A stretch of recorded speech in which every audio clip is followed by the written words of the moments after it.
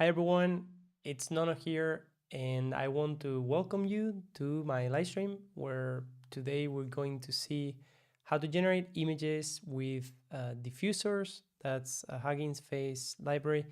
And for those of you who don't know who I am, I'm Nono Martínez Alonso. I host the Getting Simple podcast and also this live stream on creative coding and AI. Don't forget to subscribe and click on the bell if you're going to get notified when I go live next or when I upload new videos. I usually put timestamps on these streams as they end. So go ahead and take a look in case that allows you to jump to the most interesting parts. And give me a thumbs up if you want to see more content similar to this one. I will also invite you to join the community. We have a Discord server at nono.ma. You will find an invite or in that QR code. And I will remind you that last week we did stream 117 after Andrew Payne's, well, not last week, but a few weeks ago. We streamed with Andy to follow up with the latest episode of the Getting Simple podcast. You can also subscribe at Luma/Nono, so lu.ma/Nono. And there you can subscribe to future events to know when these streams are taking place. All right, so what are we going to see today? Usually I haven't had specific topics lately, but today we have some more clarity. So I'm going to introduce you to the HuggingFace diffusers library. We're going to learn a bit about stable diffusion. Hopefully we can break it down in a few chunks, and maybe we see other UIs. I don't think we're going to have too much time, I would say.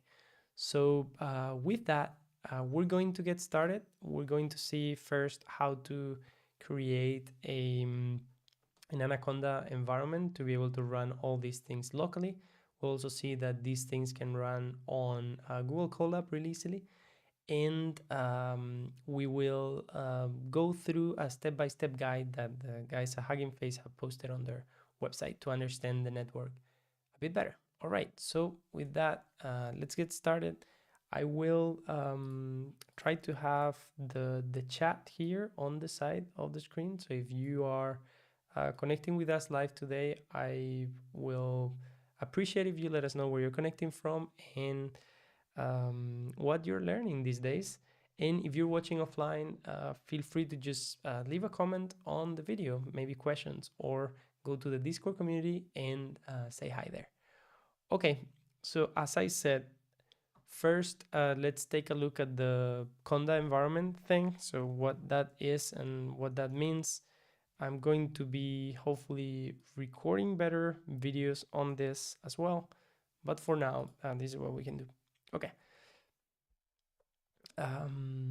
So Anaconda is the package. Well, it's not the package manager. It's an environment manager for Python. So in here, I already have it installed. I have version 23.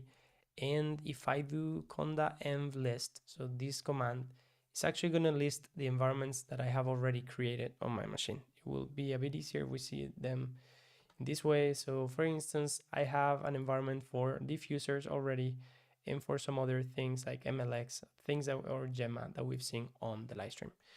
So if I go and activate my diffusers environment, I can actually now ask Conda, I think I can do pip list. And pip list will show me all the packages that are installed in here. One of the things being that many of these are things that I have requested pip to install with like pip install diffusers, for example. But many others are things that have been installed here automatically because they were dependencies of the things that I needed. So maybe the transformers we might have installed, Torque Vision for some examples, Accelerate by HuggingFace, and diffusers, right? So I already have my environment, but I'll show you here that you can create your own with this command. So I will do conda. Let's actually zoom in a bit more so you see it better.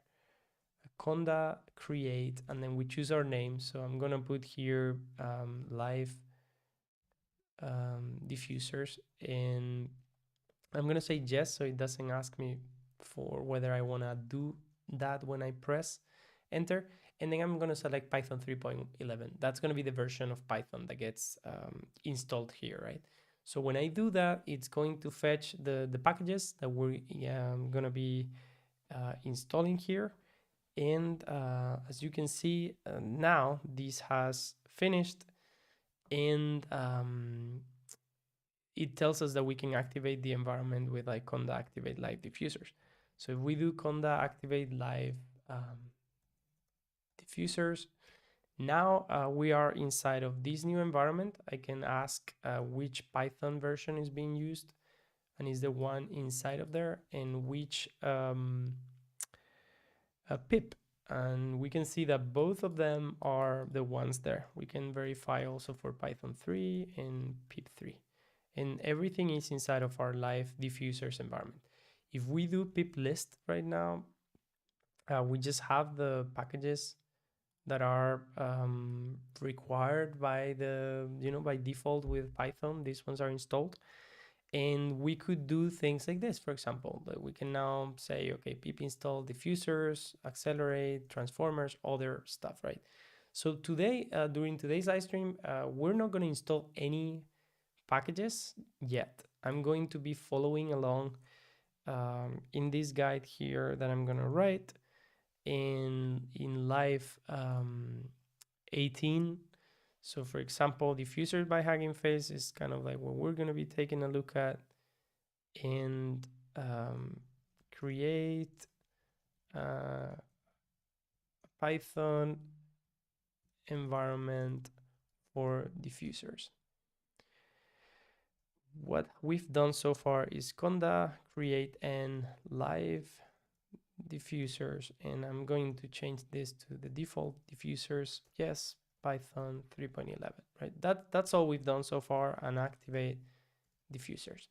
So now that we have that environment, I'm going to continue, and throughout today's video, we're going to be adding things there for basically the things that we rely on during this video for that.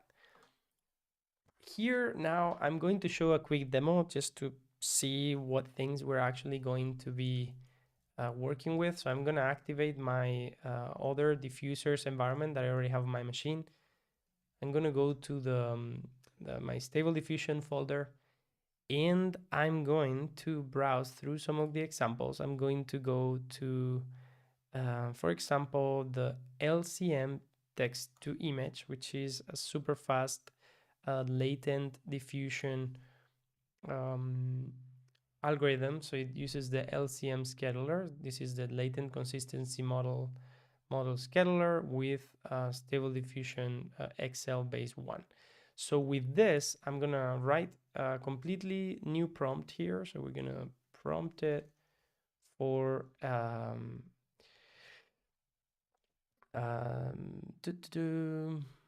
high resolution photo of streaming studio 8K.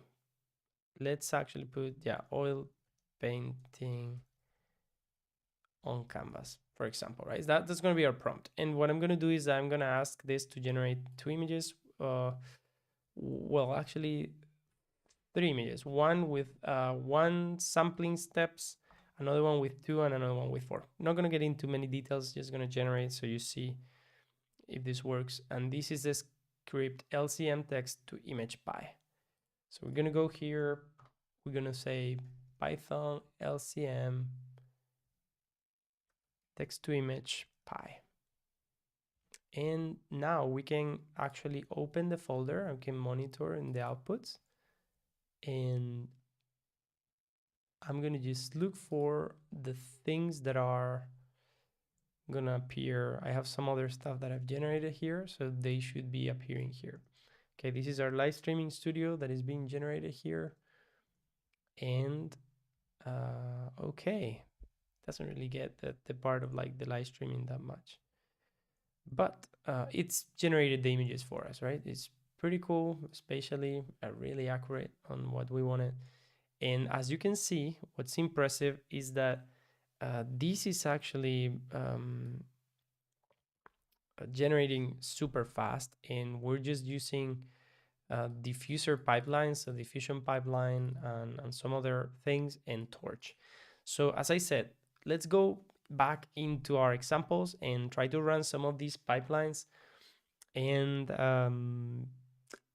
try to see what are the minimal things that we need to install here. And also in Colab, some things are already pre-installed, so we might not even need to do that. So we're going to keep a Colab as well with one of my accounts here.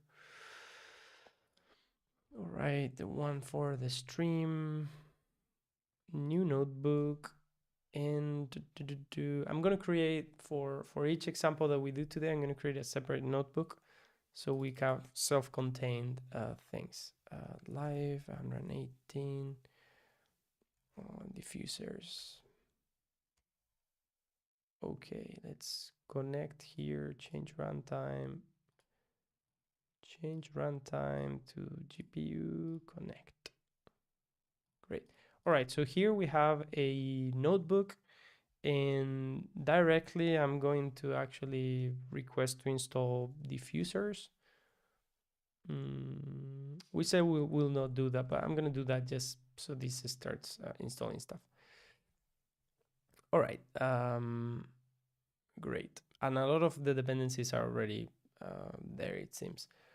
Okay, so let's actually go to our stable diffusion with diffusers. So this is the link I'm actually going to add into the chat. And great. One sec. So let me actually verify something here really quickly.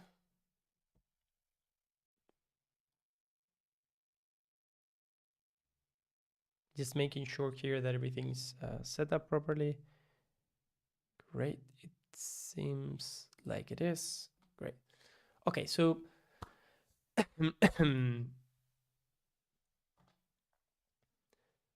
okay, so we're going to take a look at this guide of stable diffusion with diffusers. Diffusers is HuggingFace's library, a Python library that has a lot of utility methods that allow us to use stable diffusion and many other model types in really few lines of code.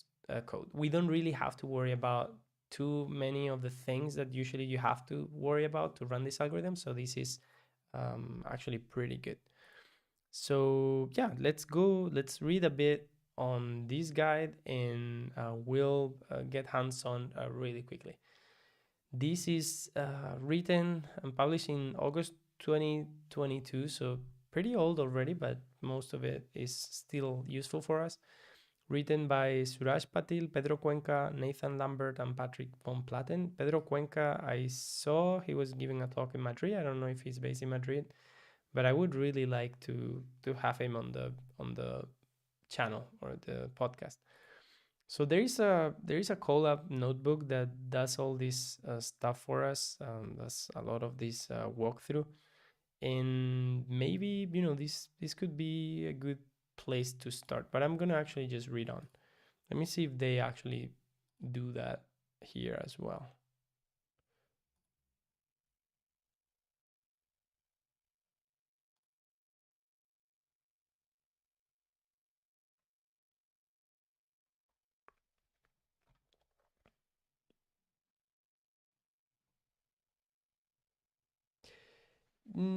Yeah, it might make sense to say this, but we have the notebook, so let's actually not try to use it for now.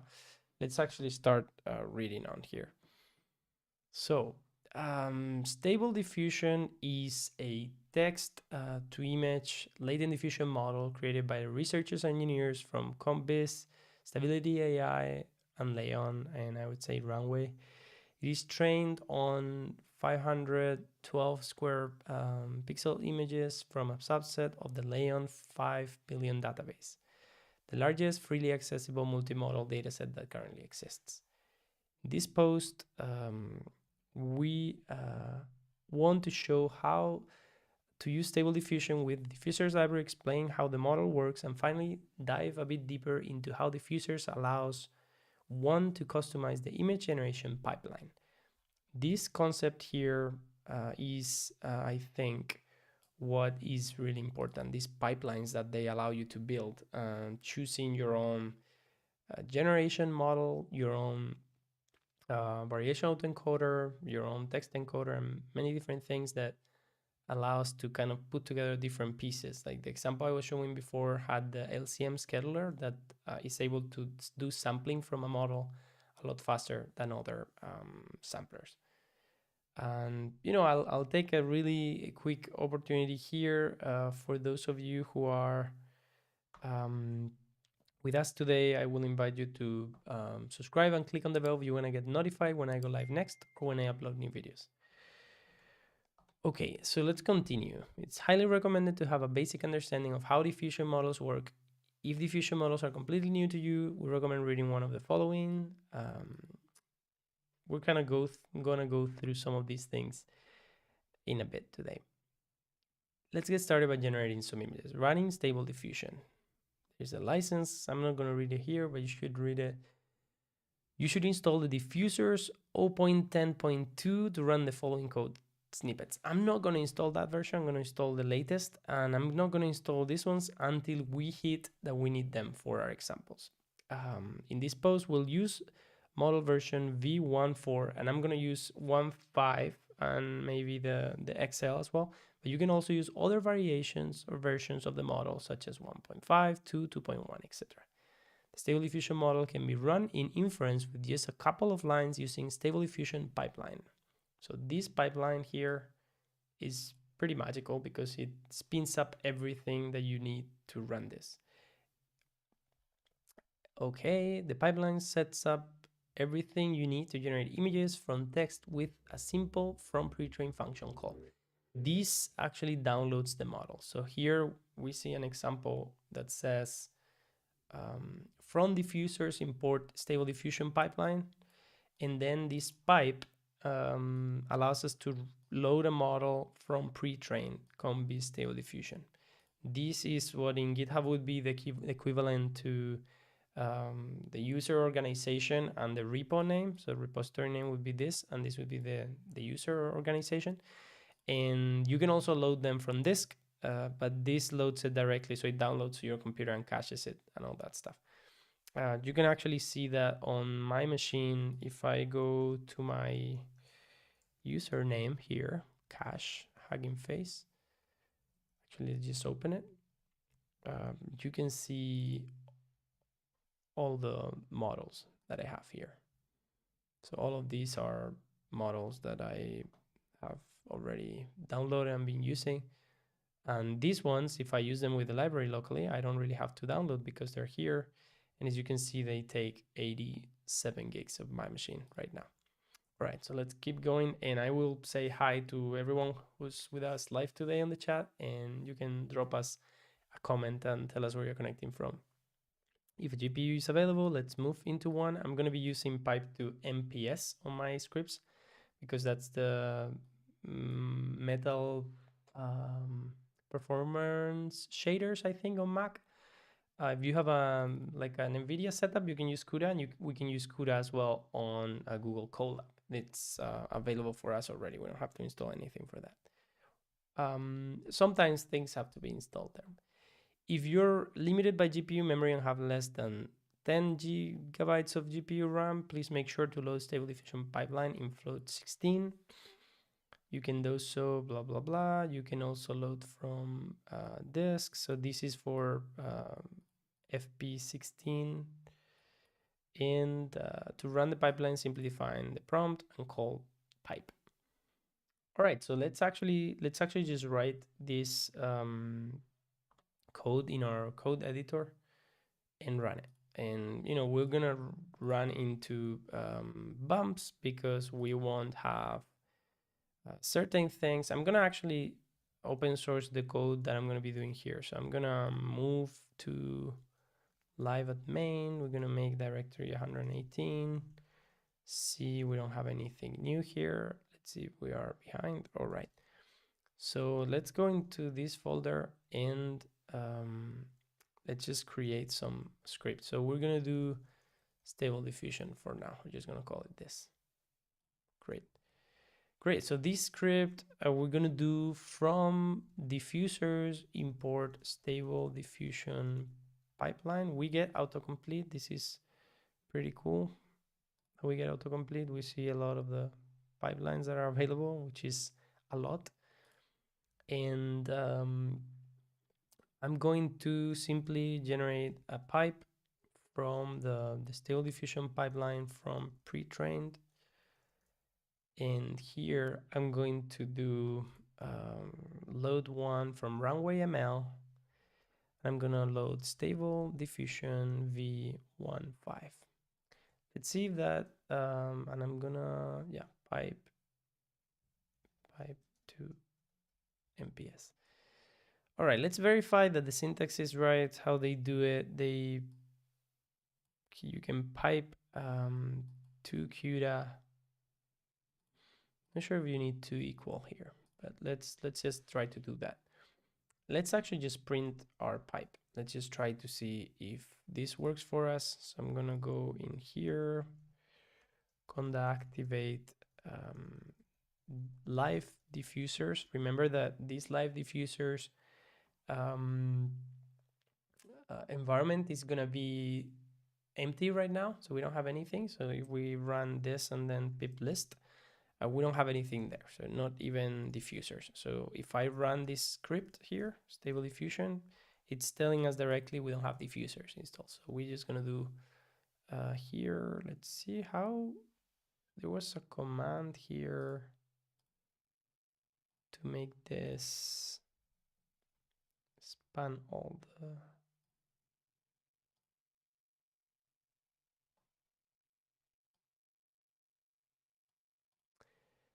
don't remember. Okay.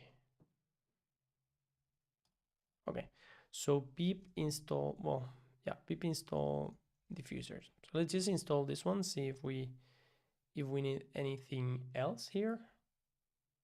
Right, so that's installed. So we're gonna run this command once again, Python stable diffusion.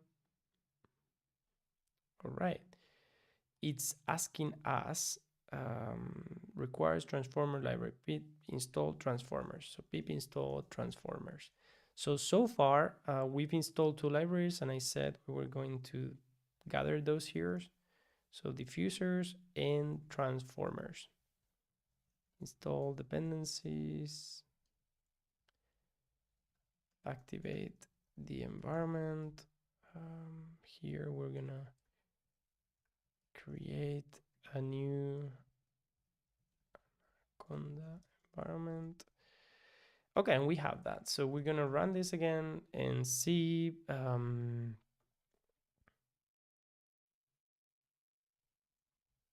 All right, and we also need PyTorch. So we're gonna install PyTorch. In that, I'm gonna check because I always get confused with PyTorch and Torch. They don't require that. I don't know why. Let's see.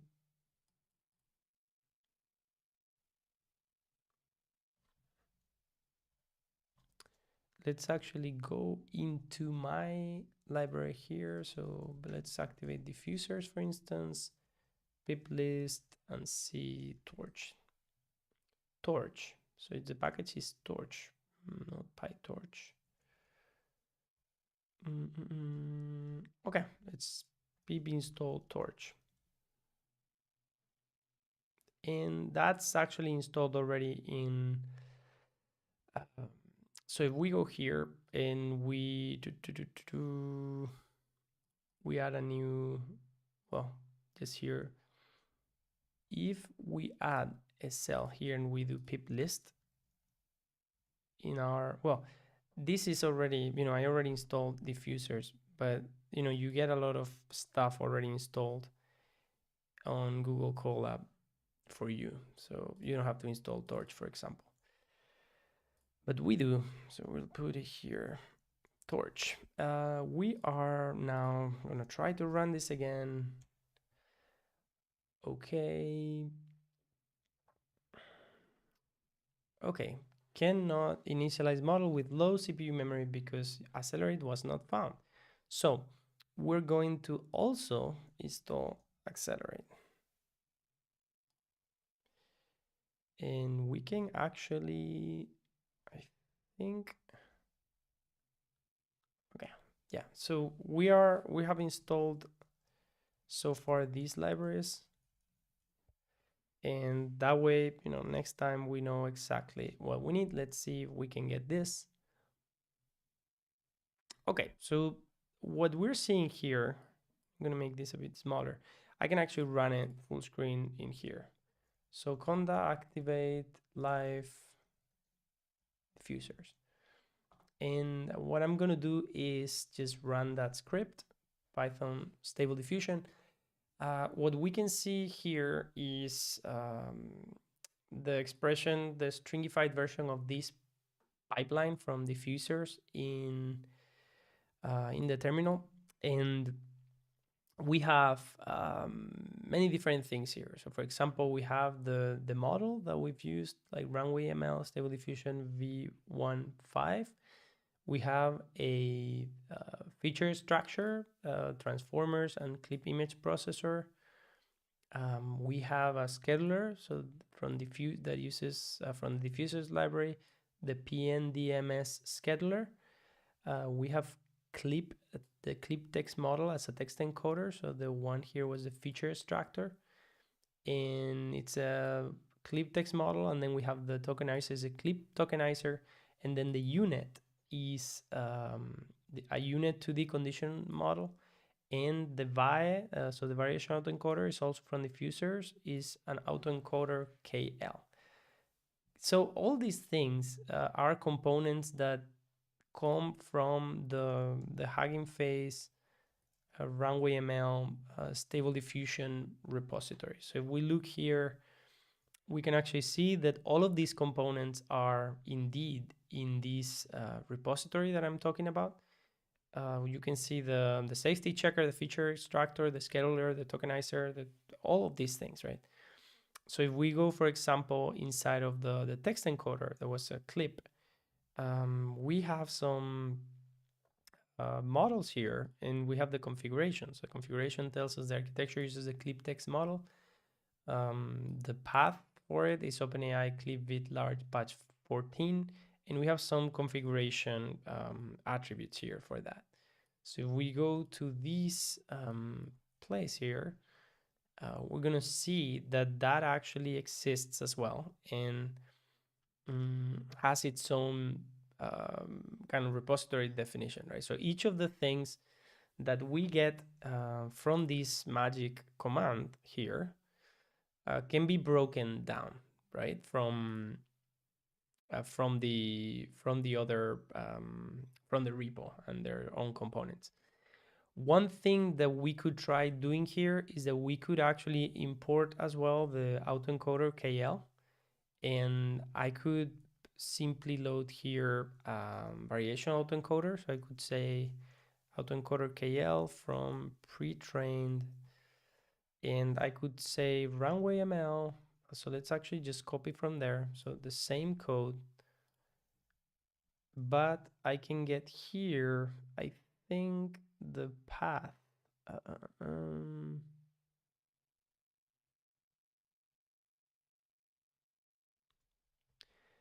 The argument. I don't know if it was subfolder. Let's try that. If not, we'll just look for it. So now I run this code again, and yeah, it seems that we loaded it properly. So we have the autoencoder KL, has the layer definition for the unit. So this is, well, this is an autoencoder. It's encoding things here, and then we have a decoder as well, a decoder, right? So if we go, for example, to the autoencoder KL HuggingFace page, it's a variation autoencoder implemented from this paper. which I have somewhere there. It's I'm not gonna go into details there, but yeah, you can load from a single file, so you can get directly from a file of like an autoencoder that has been trained, or you can load as we did from pre-trained, right? So from pre-trained here. So what does it say there? From pre-trained.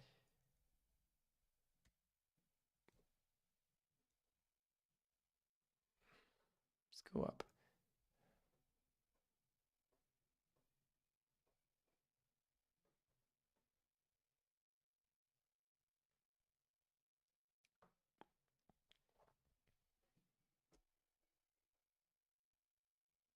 So usually you get examples. So for example, here you can load a unit with the unit condition model. And I think, here we're seeing, okay, so autoencoder KL. This is the models page from HuggingFace. So everything inherits from model mixing, and those are, right. So a quick explanation on models in HuggingFace diffusers. Everything inherits from model mixing. It's a base class that allows you to load models, save them from pre-train, save pre-train, many different utilities, but that they thought or they determined that will be useful for any type of machine learning model in the diffusers library, right? So what this does is that then every other model that we look at, the autoencoder KL, for instance, or the unit to the conditional model, everything extends that base model mixing in autoencoder KL.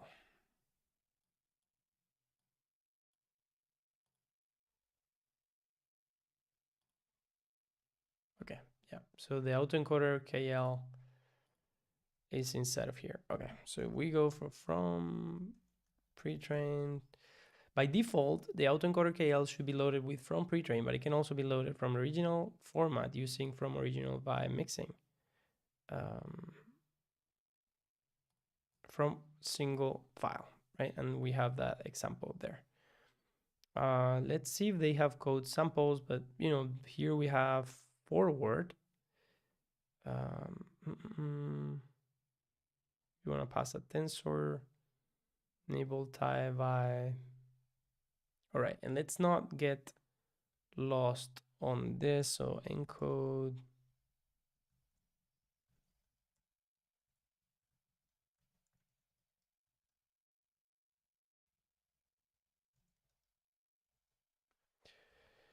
Decoder output.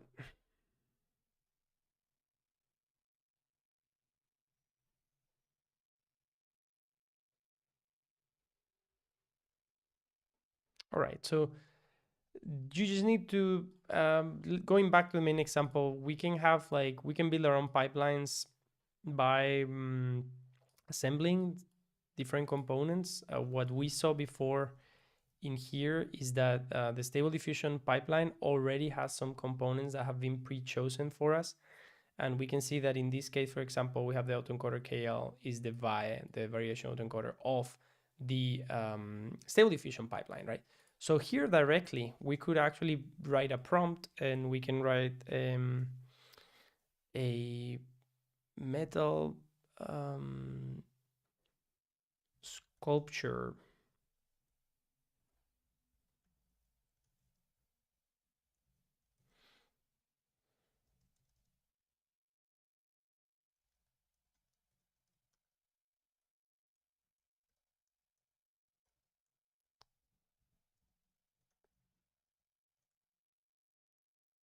Right, so so this is my prompt, and we can actually now pipe this prompt. Let's follow the guide here again. So let's continue. So let's keep going with like image generation. Like we've talked a bit about the particularities of the library. So we've piped pre-trained, and we can just prompt here, get the images.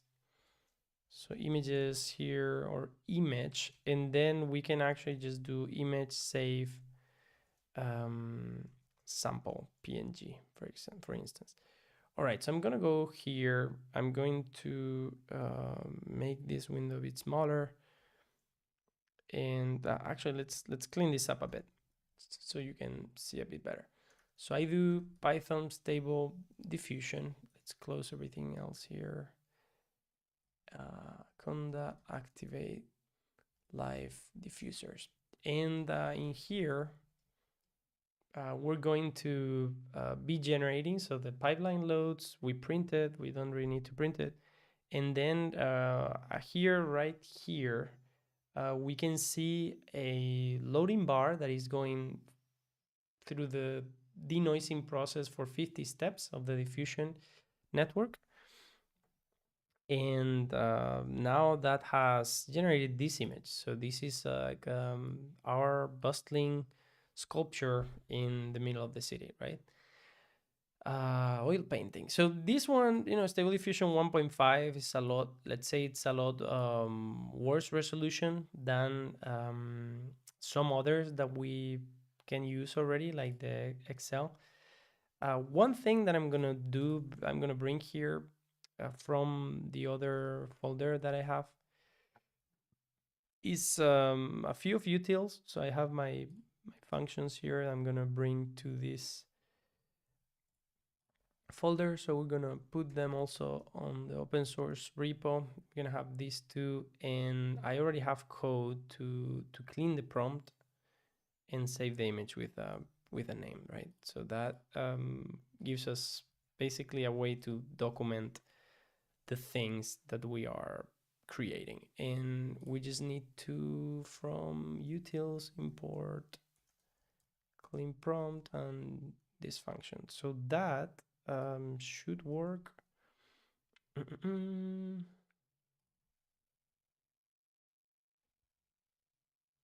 All right, and we're not iterating through any params right now. So if I create that directory, make their outputs, and also git ignore, we're gonna put here outputs because we don't really want to push to git any of these images. Okay, and let's remove this pipe print. So we're gonna create a stable diffusion pipeline. We define our prompt, and now we save the image. Generate. All right, so let's actually do here. So I think torch manual seed. I think we can set it to 0. So if I import torch here, let's actually try this. All right, so we're gonna generate another image. Maybe we can have that folder in here so we see those images when they get generated. And okay, so seems similar. It's the same description to the image that we had before. And yeah, so that works. I think now we could see what other parameters we can pass to prompt, right? Like that, I guess that's what they're gonna tell us. So we're saving, now everything's timestamped so they won't get overwritten. And one of the things that makes the image generation different is the initial noise sample that we get as an input to the denoising process, and that's going to only change if we change this number. So for example, num inference steps, I think was the, yeah. So if we just put 15 here, so our code runs a bit faster. If I set 0, actually, yeah, if we run 0, we're going to generate this image again. Or did we change the number? 0. Okay, let's see, because I put it to 1, so I'm not sure. All right, so this one and this one. So these are the same images with different diffusion values, basically inference step values. So here I'm gonna put the steps value, steps, and we're gonna define that in our config. So we're gonna put here steps. It's gonna be 15, for example. Right, so if I now change this number, the manual seed, so let's put seed to 1. So now we can expect the image to be different, right? Different to this one. Of course, these ones are like 2 different moments in the generation process. Okay, so we get, yeah, so you see now this one at step 15 is completely different. It's like a different input seed. So we could, for example, in here, one thing that we could do really quickly is that we could actually do our, with the same seeds for seed number 0 that we had before, we could actually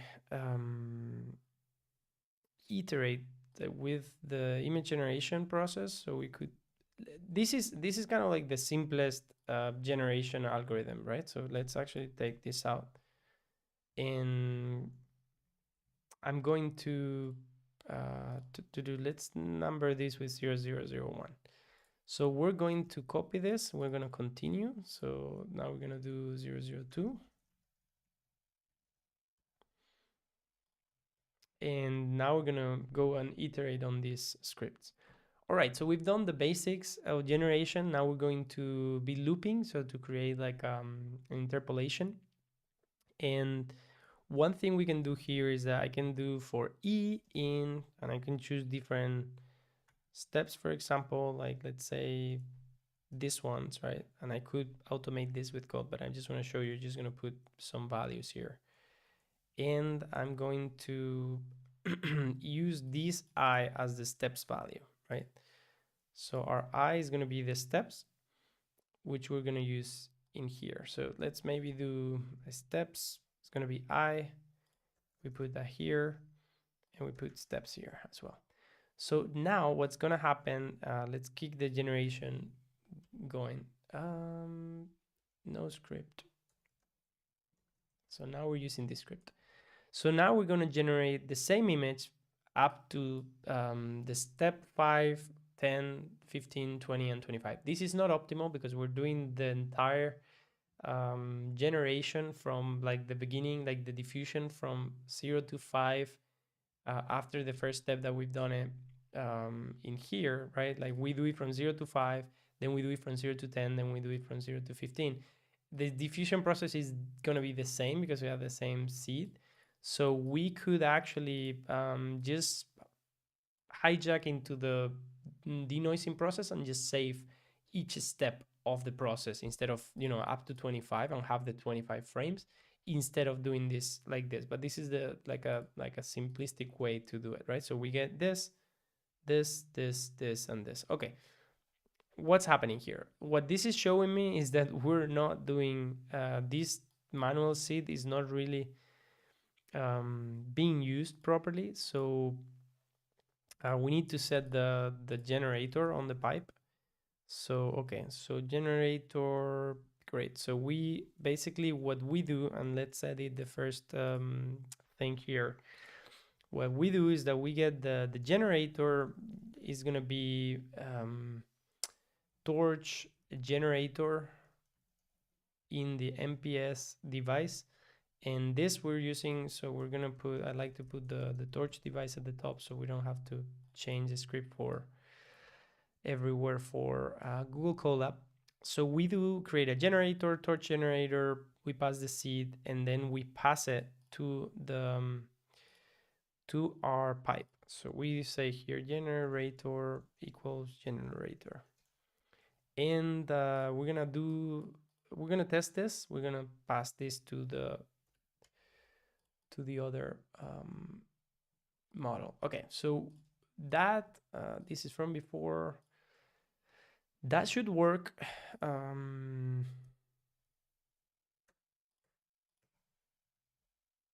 we're gonna do the same in here.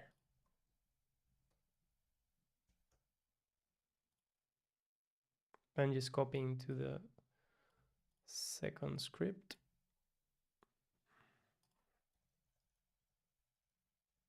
All right, so we've now generated 15 steps. We get that image.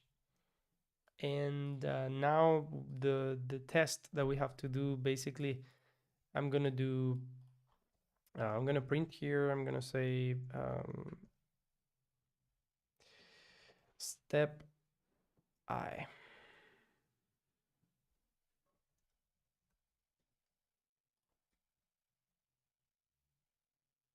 And these are not really steps. These are just like steps. Okay, so let's actually just put it like this. So this gets a generator, torch device, CD0. Let's try it. Let's try this script. All right, I steps. Okay, we need to put an F here so this works. All right, 5 steps, 10 steps. Okay, so now hopefully, okay, maybe that's true. I don't really know. That seems to me like too big of a jump. So let's actually just do from 1 to 10.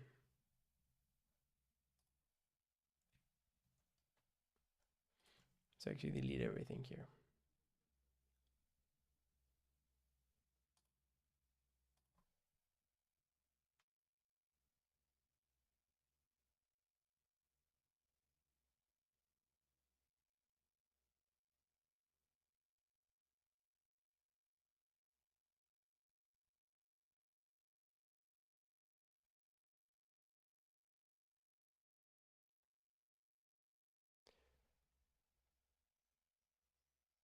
All right, so what's happening here, if I generate again with the same script, if the generator is actually setting the seed properly, I should be getting exactly the same result, which seems like we are. So we can put this in rows here. 2 rows of 9. All right, so yeah, it's actually getting it.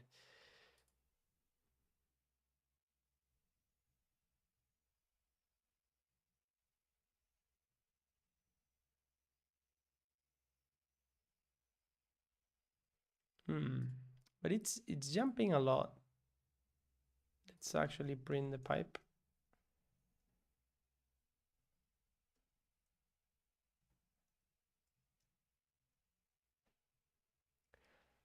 Okay, and for those of you who are new to the channel, I would invite you to subscribe and click on the bell if you want to get notified when I go live next or when I upload new videos. And I would invite you also to write on the chat and let us know where you're connecting from. Okay, so this here seems so here it says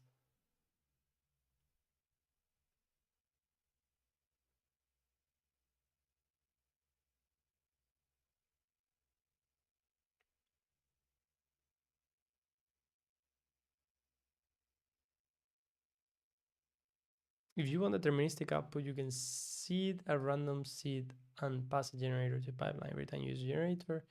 All right, so it seems like it's working.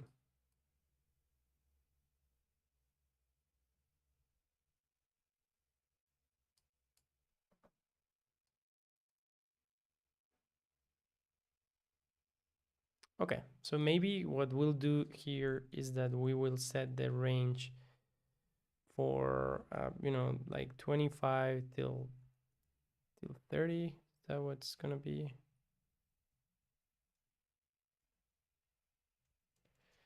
And here we see that the scheduler is PNDSM scheduler. Let's see what this one does. Pseudonumerical methods for diffusion model uses more advanced OD integration and linear multi-step. The implementation can be found in Crozon. All right, so I also want to see how to change the scheduler, but we'll do that later or in the next live stream. Okay, so here, if we run this, we would iterate through that. Okay, so let's actually generate with this. Yeah, my computer heats up a bit because I'm using my my local laptop to run this. In the meanwhile, what we can do is adjust 001, just copy paste on Colab while that's being generated. So we have that. We can just paste this code here and see if it works.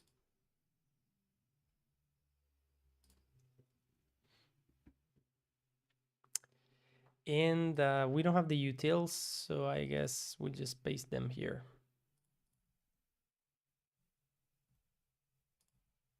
All right, so I'm just gonna run these two things. Let's see, probably gonna have to download this model, which will take a bit. And it might complain if some things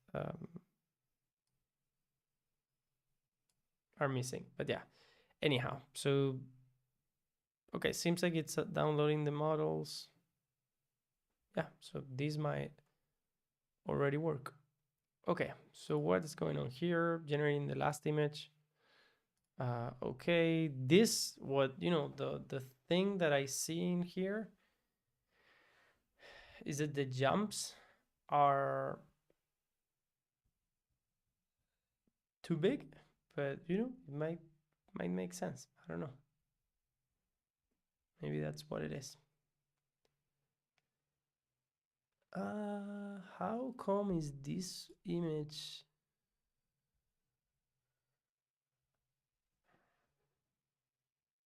Yeah, so something is not working well because this image here is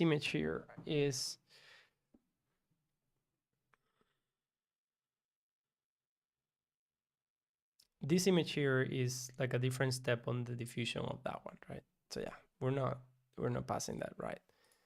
So something's not right with this code. So the generator, maybe we need to recreate the generator all the time.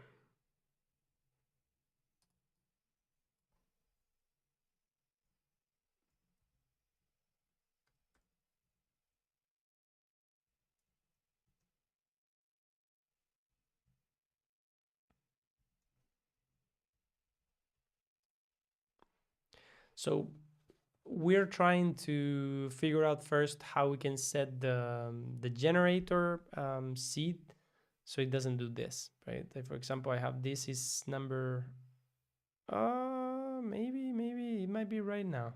Yeah, I think we need to set, okay, that's working. So we need to set the generator every time. Great. All right, now we're talking. Great. So now we can do our generations. So we're gonna say that the seed is 1 to 3, for example, and we're gonna go from 1 to 30. Great. So the thing that fixed it was that the generator, this thing actually has to be set every time the same time, otherwise the image pipe will iterate, and every time you pipe a prompt through it, the generator would have actually passed one seed, so you're generating something different. And I get it. I mean, I guess like they have to increase the number for images to be different. Okay, so let's open our folder again, our outputs.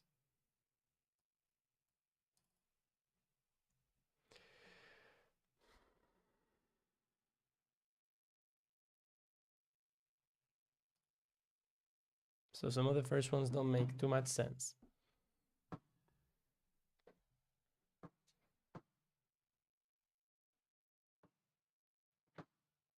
All right, let's see.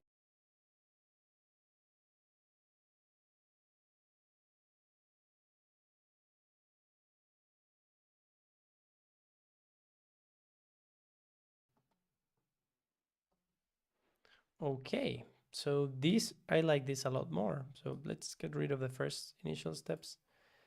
And now you can see this is the denoising process, right? This is a linear thing that's actually happening to the image. The other one was taking too many jumps, and I hadn't been able to do this with the LCM algorithms, but I guess like with this kind of discovery now we will be able to control it a lot better. All right, so let's put this as like the first thing that we did today. I don't know when, but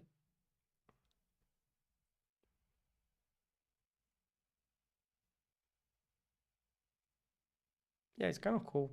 Now we can, we can have control of this generation process. Okay, so let's see if this worked here. So we don't have this torch device, of course, and we need it to be CUDA. Pip install accelerate. Yeah, so actually I'm gonna just copy, well, transformers. Yeah, we might not want to abrogate everything to make the loading of the notebook really slow all the time. Um, all right. Yeah, if you have any ideas for prompts that I can use here, I will welcome them on the chat. Let me know. I can try it. And if you have any questions about what we're doing, same. All right. So in here, this is loading the pipeline components, and now it should be ready to generate now. Okay, so where was I? Okay, this continues generating. It's diffusing the image, but as I said, this is not optimal because I'm doing the entire diffusion process all the time, and we could actually do this. This thing kind of appears there. So the thing I'm talking about is like this diffusion. We can actually do it by extracting all the different steps in the diffusion process all at once. So just with like 50 steps, we could get all of them, but I'm generating all separate. Okay, so let's see. Let's see if we can, let me really quickly see if I can get it really quickly. Okay, so I actually have my own coder GPT, which is, I mean, it's like a super simple prompt, but let's see. So I'm gonna put here Python code to use HuggingFace diffusers with a stable diffusion pipeline to output every single step of the diffusion process. So what I'm trying to do right now is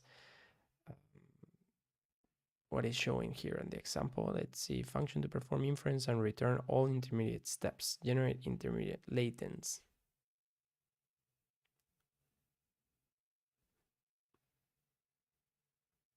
Okay, so this is kind of doing my work for me. Doesn't look like super hard, and it's trying to show the images. Don't show the images, simply save them to disk. All right, so let's start generate. Let's actually see. So we get the pipeline. This is the same we're doing, and basically this is generating latents. Get first stage encoding, latents, pipeline diffusion, latent diffusion model, get first stage encoding, pipeline latent diffusion model, init latents 1 to pipeline device. Okay. Store images at each step. Okay, so what this is doing is making a grid of images, right? Don't show the images. Okay, so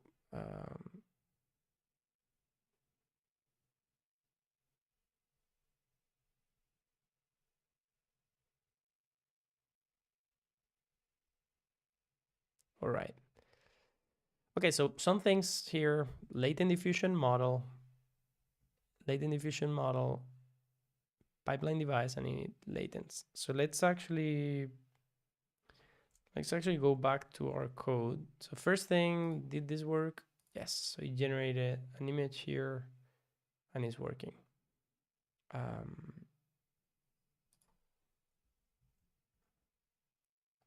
All right, great. And this one kept going and did our image diffusion here. Okay, so what I'm gonna do, I'm gonna kind of this is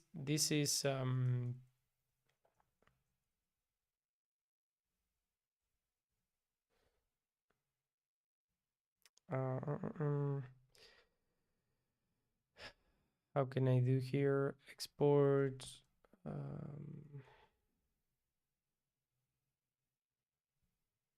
Stable diffusion with different steps each time.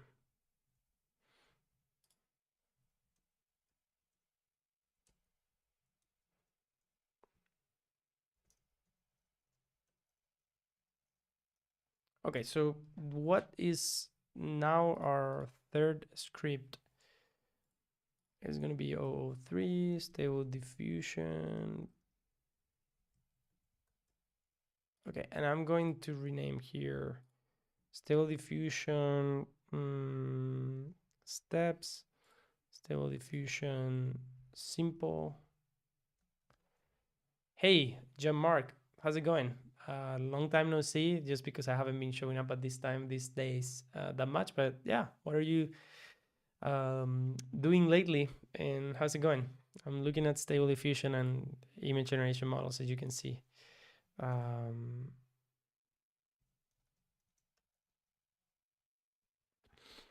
right, so we're trying to like saving each step in a single pass. Okay, so what we have here, I think, works as a start. Let's leave our images in here. Works as a start. There are a few things there from the pipe that we can check. So we can check pipe. That's nice that we get autocomplete. Latent. Let's see, is that true? Latent diffusion model. Let's see actually if that works. Okay, so Python 003. It's actually easier for me to run the script here. Latent diffusion model. It doesn't have that. Does it have device?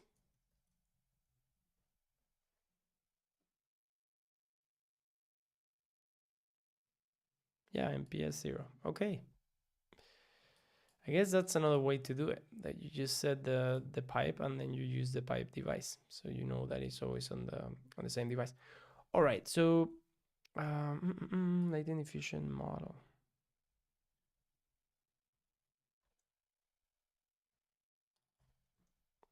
We need to tell this guy there is no latent diffusion model.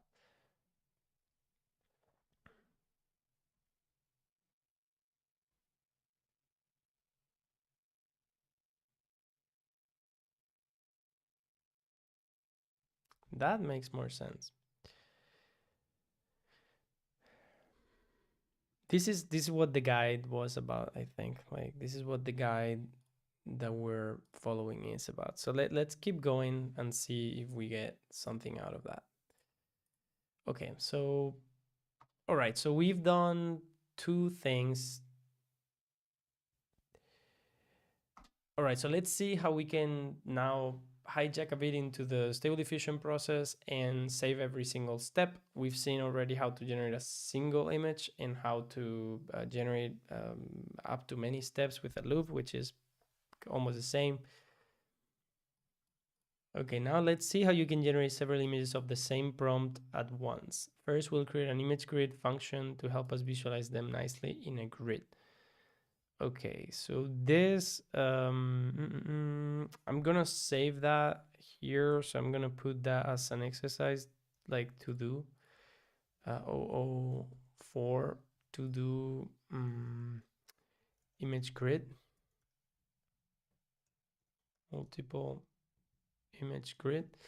And what did I put? 004, yeah, so that actually probably just, yeah, so multiplying by 3 and then creating the image grid. So I'm going to jump that. By default, Stable Diffusion produces blah, blah, blah. So this talks about it's better to always use 512 by 512. And if you're going to change the resolution, you just keep one dimension to 512.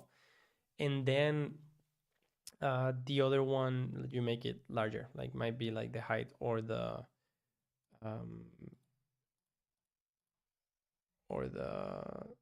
width. So to do image proportion. All right, so blah, blah, blah. Yeah, okay, we get the, how does Stable Diffusion work? Okay, and I'm gonna make a quick pause here. I'm gonna get some water and I'm gonna look at the comment here from John Mark. So let me see if I can I pop out this chat? Yes. Yeah, so John Mark says he looked at similar things while trying stuff that Open Company IFC.js webinars were showing up about building an IFC still render for ControlNet.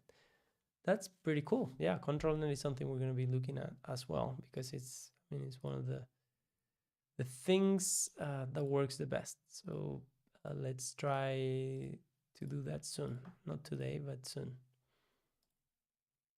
All right, great. Thanks for your comment. So okay, so let's take a quick break and we'll be back. So let me leave here, leave you with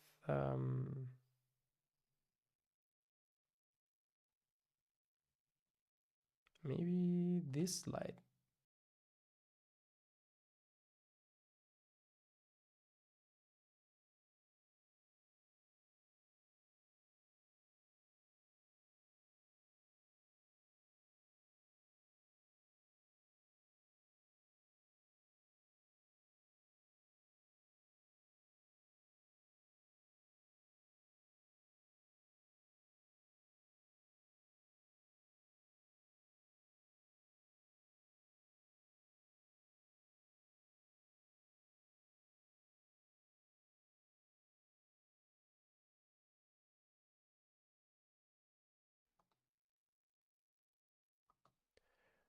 Okay, we're back from this quick break. Let's see the quality of your video in live streams is so much better since your laptop upgrade.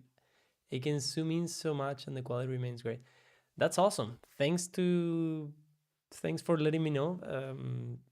I also was gonna ask about the audio quality. We still don't have the same acoustic treatment here that I used to have at the other place, but we're starting. So I already mounted some panels in front of me and above me, so it should sound a bit better than it used to in this studio, but not as well. So yeah, I don't really know. Like, I don't know if it's just the I mean, I guess it's the computer, but also the settings that I'm using. I don't really know. And I'm also streaming with like 300 megabytes of internet, not even 1 gigabyte. So it's pretty good.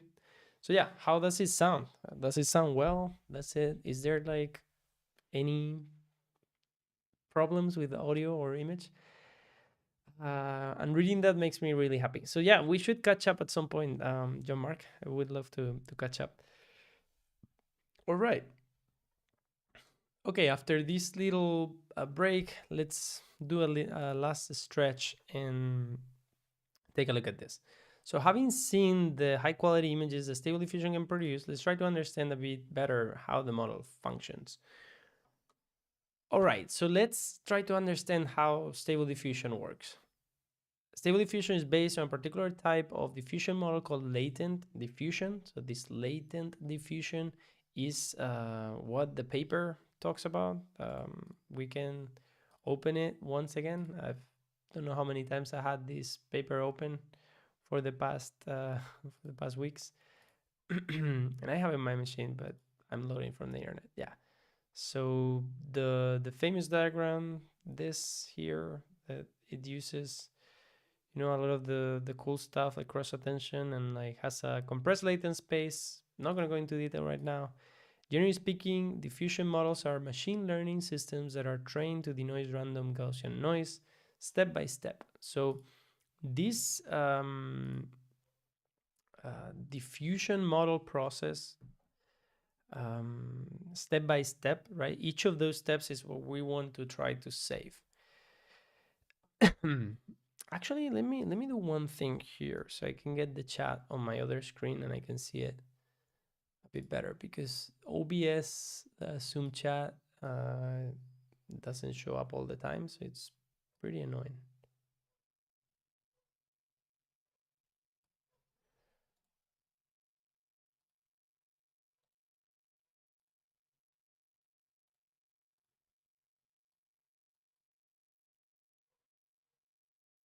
Great.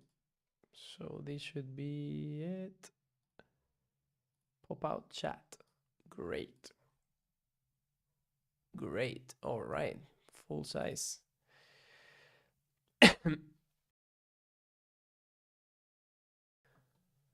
Okay, so we're back here. And I was talking about the steps. So they are trained to denoise random Gaussian noise step by step to get a sample of interest, such as an image. For a more detailed overview, check this collab. All right, so this is Diffuser's intro. Let's take a look. Diffuser's intro. What does this do? All right, this is a good, nice. Okay, I'm gonna save this.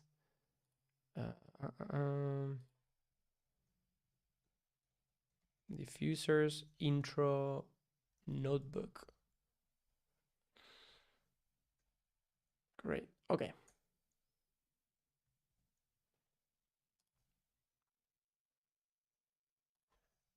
It's pretty good.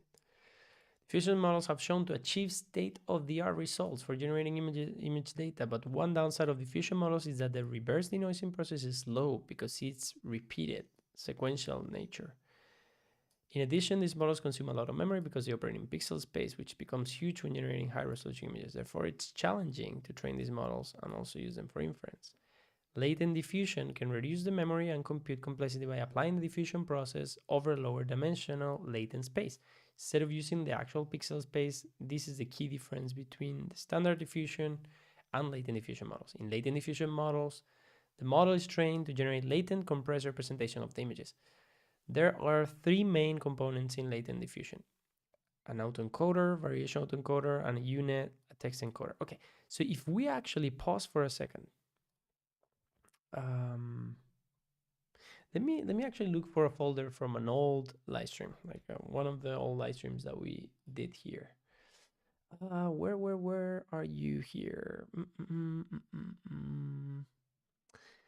Let me see outputs. No, generated.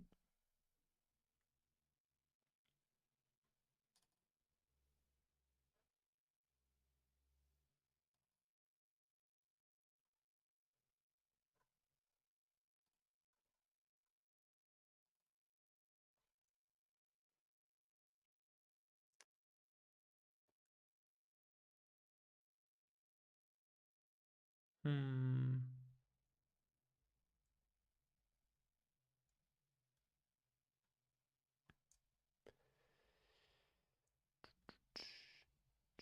Okay, found it. Great. So these images here, so let's see which one we can get as an example.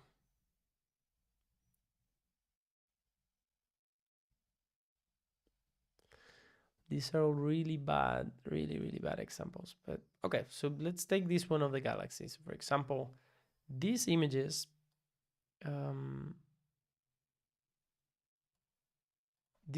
actually, if I look at the name, these are 64 by 64 images. So these are, I think this might be 1 4 64 64. This might be the representation, right? The latent torch size 1 4 64 64.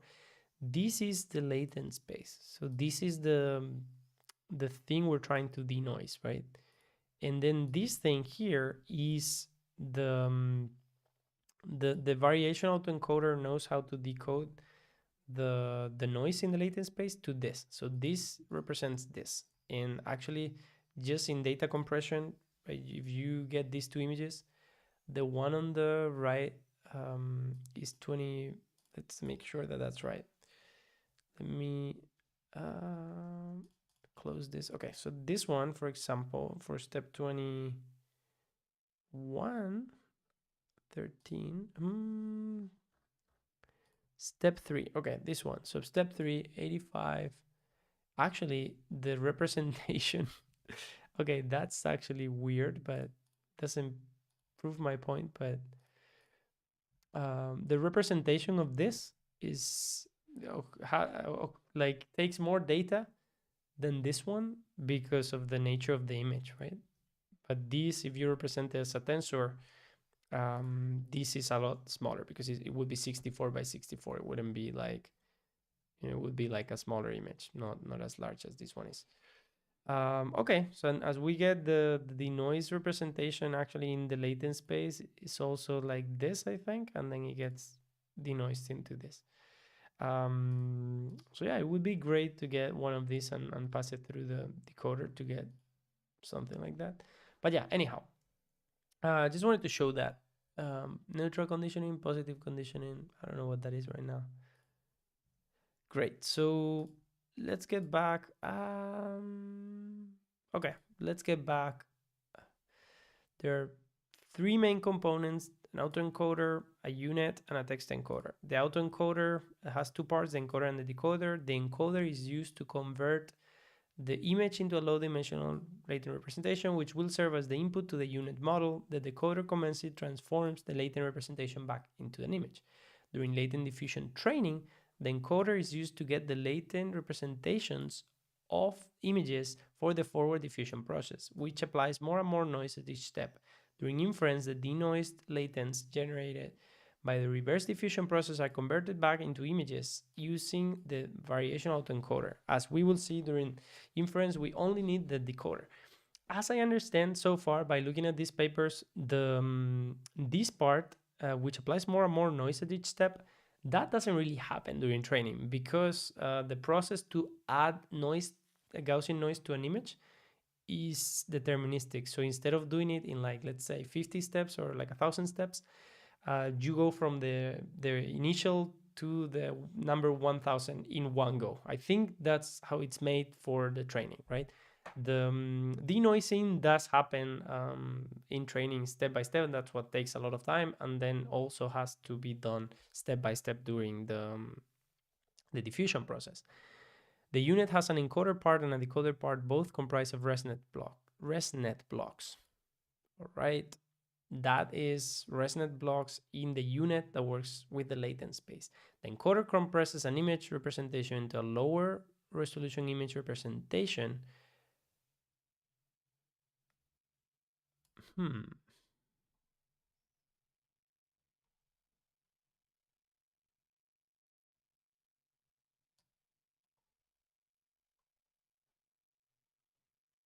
Okay, so it compresses an image representation, but that's a latent image representation, as I understand it, into a lower, and we can actually see that from from the paper, right? So we can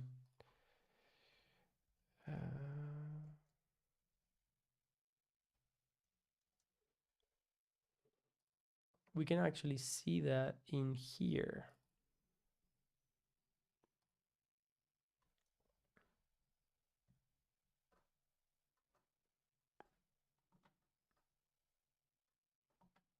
Okay, so in this part here, um,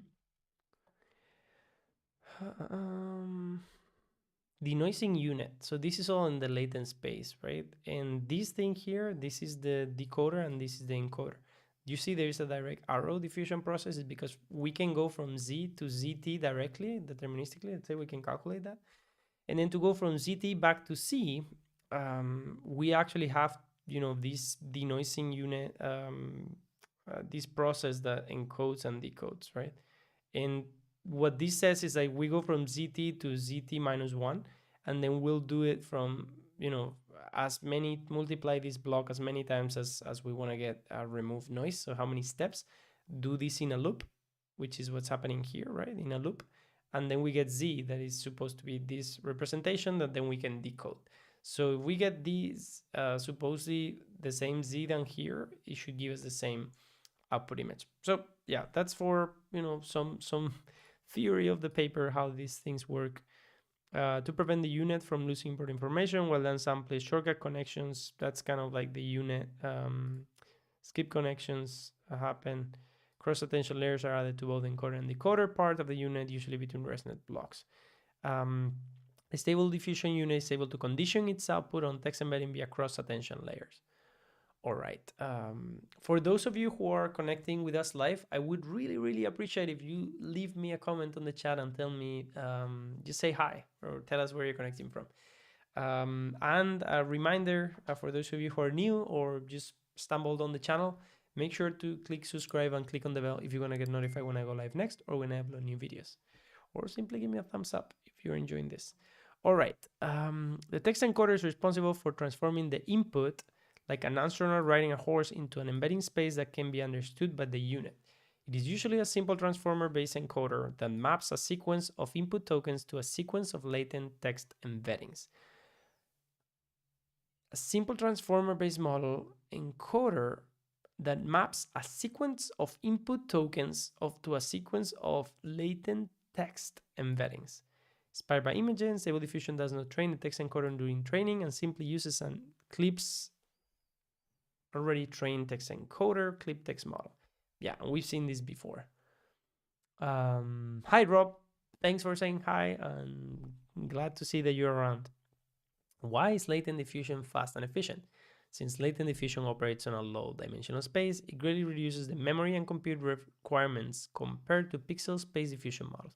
For example, the autoencoder used in Stable Diffusion has a reduction factor of 8. That's basically just, this, right? From 512 to 64. 64 times less memory. This is why it's possible to generate 512 images so quickly, even on 16 gigs Colab GPUs. All right, so let's see the Stable Diffusion during inference, right? Putting it all together, we can see we have this frozen clip text encoder that creates text embeddings that are going to condition the unit. We get the latent noise is 64 by 64 latents, and then we do that text conditioned denoising for one step. We repeat the scheduler algorithm reconstruct. The scheduling is something we haven't seen, but it's a way to determine how the sampling process is going to happen. And then when we're happy, when we say, okay, we've gone for 10 or 50 steps, we say, okay, let's decode that with a variation autoencoder into our output image. Stable Diffusion model takes both a latent seed and a text prompt as an input. The latent seed is then used to generate random latent image representations of size 64 by 64, where the text prompt is transformed to text embeddings of size 67, so 77 to 668 via Clips text encoder. Next, the unit iteratively denoises a random latent image representation while being conditioned on the text embeddings. The output of the unit, being the noise residual, is used to compute a denoise latent image representation via a scalar algorithm. Many different scalar algorithms can be used for this computation, each having its pros and cons. For stable diffusion, we recommend using one of these ones: PNDM scalar, DDIM scalar, KLMS. This is the one used by default. This is the one we saw before. Let's verify that. Let's not just say stuff. All right, so we're gonna use 0001 pipe. So print pipe. Yeah, let's just print the pipe. Right, Python 001. All right, I changed folders. So we gotta go to live admin. No, Python 001. And before that returns, I'm gonna get this to how it is. All right, great. So we're using the PNDMS, as this is saying here, scalar. Figuring how scalar algorithm function is out of scope, and out of scope for this live stream. This review paper may help people understand diffusion across a variety of media, state of the art on diffusion models for vision computing. All right, love a good paper reference, Rob. So that's nice.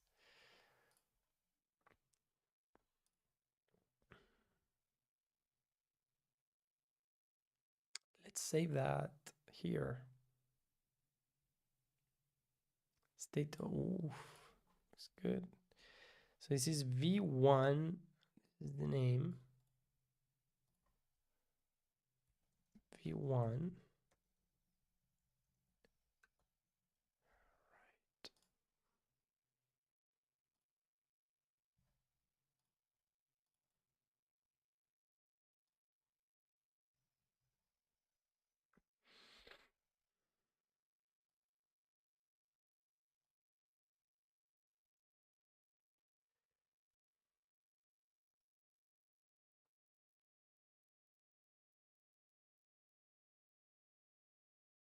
Nice to see so many different organizations. State of the art on diffusion models for visual computing.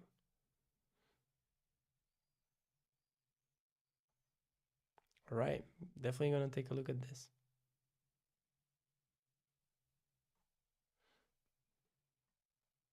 Nice, and they have everything. Rob, thanks so much for pointing me to this paper. This is gonna be super useful.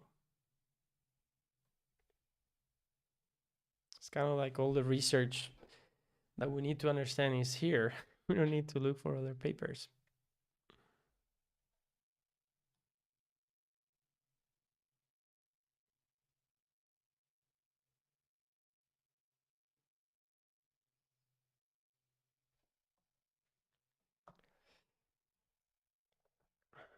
Okay.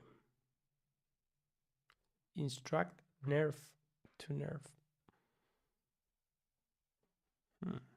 It's pretty cool. Right. This paper is huge and amazing. Yeah, my pleasure. All right, scrolling too fast. So many references. Okay, this is a great resource. Thanks for putting it there. Okay, so let's keep going for the time we have here.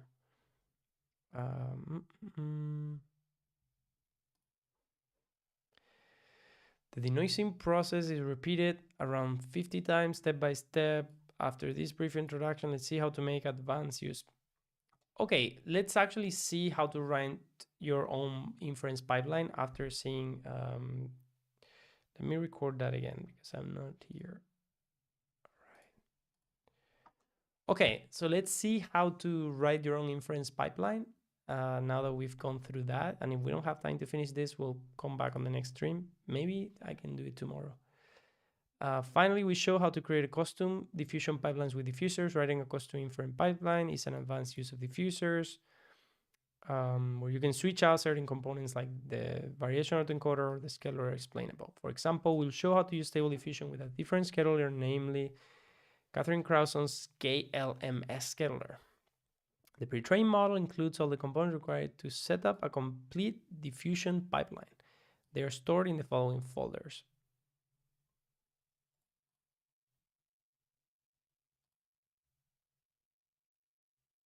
Yeah, and this is what I explained right at the beginning, right? When we were talking about like a repository inside of HuggingFace. We go here and we have all the components, right? The variational encoder, we have the unit, we have the tokenizer, we have the text encoder, the scheduler. All the things are there for us. So they tell us here we can load the components by referring to the folder name. So subfolder, we already saw that. Blah blah blah. Now instead of loading, blah blah blah. All right. So this is the advanced example. So yeah. So maybe here we can do a 003 custom diffusion pipeline, and maybe we can move this to be a different number.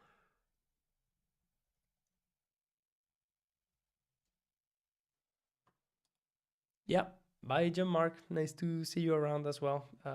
Really happy to get familiar faces or or profile pictures in the chat.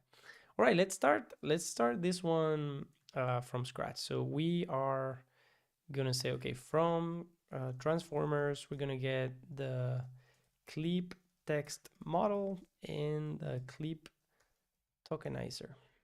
And we're gonna get from diffusers, we're gonna get the autoencoder KL, and we're gonna get the unit 2D condition model and the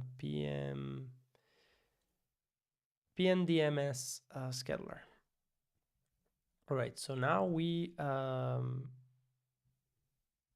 load the autoencoder model from pre-trained, and we're gonna say here runway ML stable diffusion v1.5. Actually, can we do this maybe with the Excel that has better quality? Well, let's change it later. Let's change that later. Load the tokenizer on text encoder to tokenize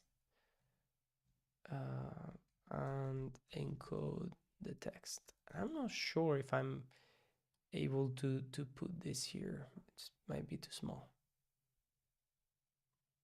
Kind of works. All right, so where are we? So we have to load the tokenizer. So we're gonna put here our clip tokenizer from pre-trained as well. OpenAI clip with large patch 14, right? 14, and from the same, we're going to load our clip text model. Great. All right, and this is actually the text encoder. Great, so we load the unit model for generating the latents.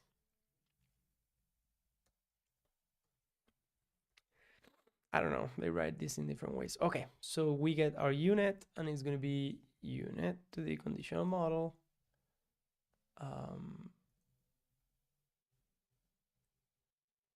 From pre-trained, and this one we actually have forgotten here.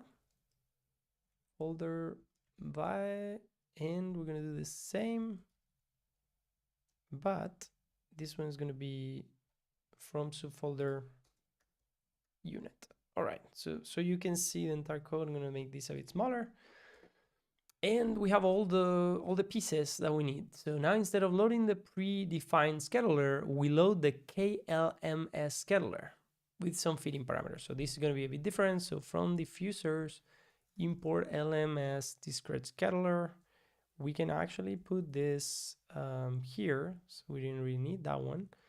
And we can say load the scheduler. And we're gonna do here scheduler equals LMS from pre-trained. Not from pre-trained, we just put some parameters. Make this a bit bigger again so you can read better. Okay. Beta start is going to be 0.00085. Beta end is going to be 0.012. Beta schedule is going to be scaled linear. Num train time steps 1000. These parameters hopefully are all right. Now let's move the models to the GPU. All right, so now move models to the GPU. Again, I'm gonna put my torch device at the top in my config. So torch device, I'm gonna put here MPS, I'm gonna put my seed, it's gonna be 1, 2, 3 for now. So we make a vi to torch device, and we do this with everything. So with our text encoder and our unit. Great, so those are our models. Now we can define the parameters to generate the images. So we're gonna get image generation parameters. We're gonna say our prompt is gonna be a wooden sculpture minimalist in a minimalist interior space.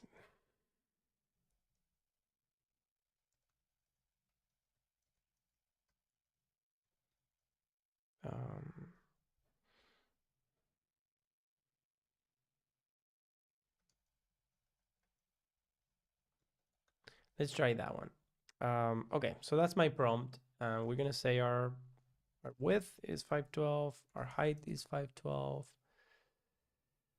Num inference steps is gonna be 100. I'm just gonna do 20 for now. Guidance scale is gonna be 7.5. This is a scale for classifier free guidance. So I'm gonna put my reference here.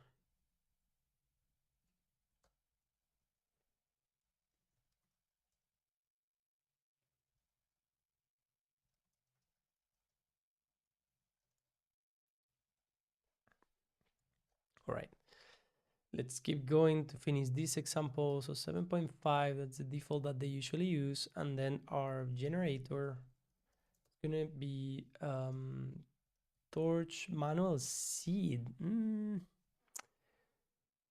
create the initial latent noise. Don't know. I think I'm gonna do it as we did before. So I'm gonna put here my torch device, and I'm gonna put my manual seed to our seed, and we're gonna go up and we're gonna import torch. Okay, so we have our image generation parameters. We need our batch size, which is gonna be the length of the prompt. And voila, that's it. So first we need to get the text embedded for the past prompt. These embeddings will be used to condition the unit model and guide the image generation towards something that should resemble the input prompt. All right, so this is text guidance. So we get the text input with the tokenizer, our prompt, padding, max length.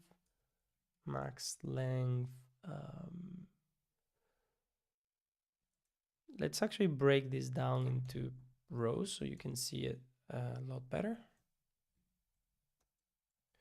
So it's going to be information contained on the config. So model max length, truncation equals true, return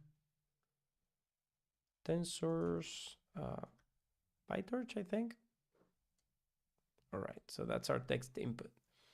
And now for our text embeddings, we get our text encoder, and we get the text input IDs to torch device. Oh, that's it. Torch device 0. All right. That should be it.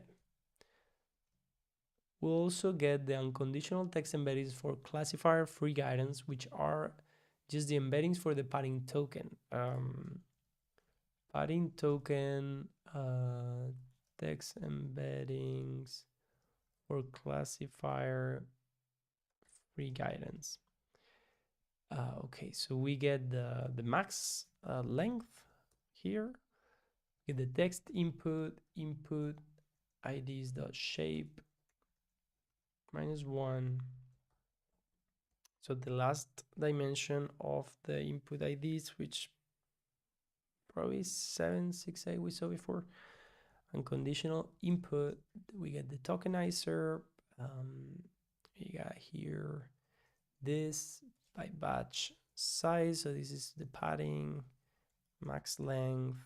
Again, let's break this down in vertically so you can see it. Right, max length equals max length. Where is this defined?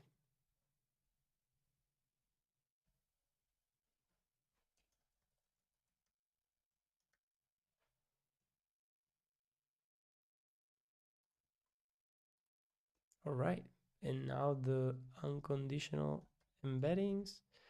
So this is kind of like empty text tokens for empty text of the size that we need.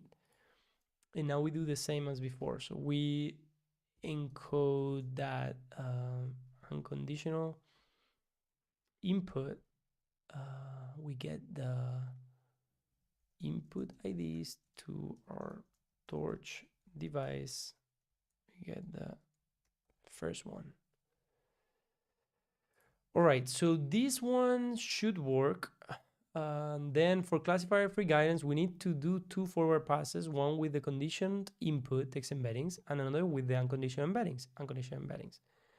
In practice, we can concatenate both into a single batch to avoid doing 2 forward passes. Concatenate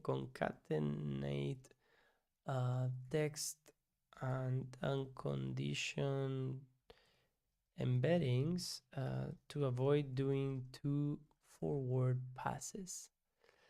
All right, so what we do here is our text embeddings are going to be torch cat unconditional embeddings and text embeddings. All right, and that fits the line. Now we generate the initial random noise,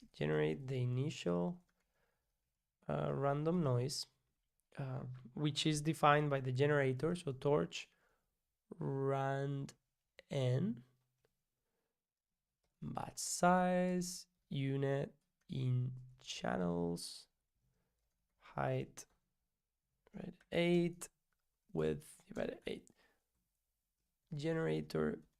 So this actually is going to give us a random vector that is going to look, I think it was something like this,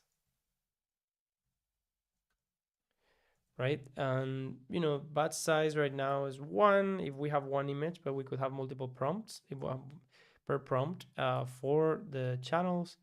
And then this is the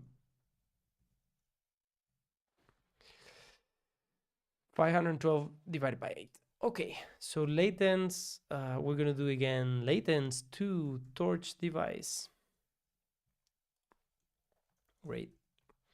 Let's actually print this. Let's actually see if we get the latent here. Python, what is this one? 003. Let's see if everything loads. Maybe some of these components need to be downloaded. SciPy, oh, all right. So we are gonna add to our list SciPy, and then we kind of complete all the things that we saw at the beginning that we were going to need in the original notebook, right? Or page. So if we open this page here, maybe this is it as well. No. Yeah, we haven't installed this one yet, but everything else we will. FTF. Not sure what it is. Okay, so we got that, and we can run our script, and hopefully it's going to print our latents. more interested in the shapes, but you know, print latents shape than the actual latents. Let's actually run again, so that should work. All right. Torch random placeholder has not been allocated on MPS device.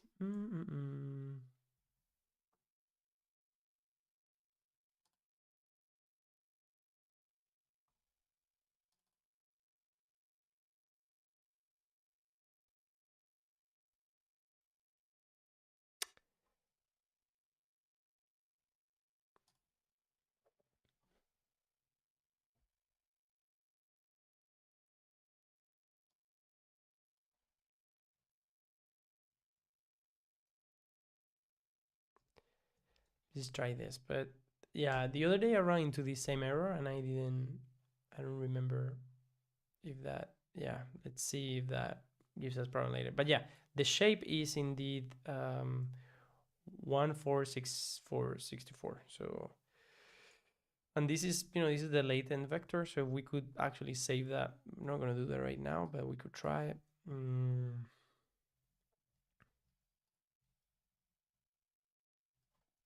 So let's actually leave the it's okay. Okay, so we have that, and now if we examine the latents at this stage is 1,464,64, much smaller than the image we want to generate.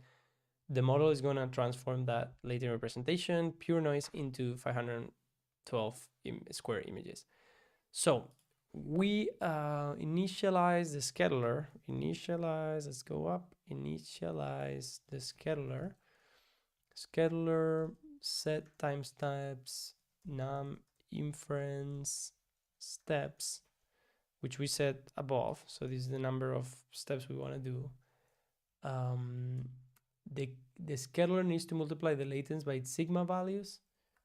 Multiply the latents by the scheduler's sigma values.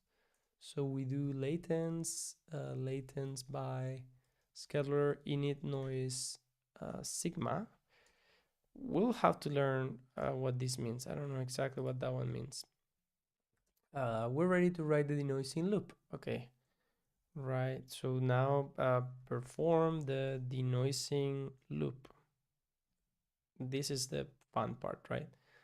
All right, so from tqdm auto import tqdm, this is for process. So we show the progress bar for now scheduler set time steps, num inference steps, right? And now for time in tqdm scheduler time steps.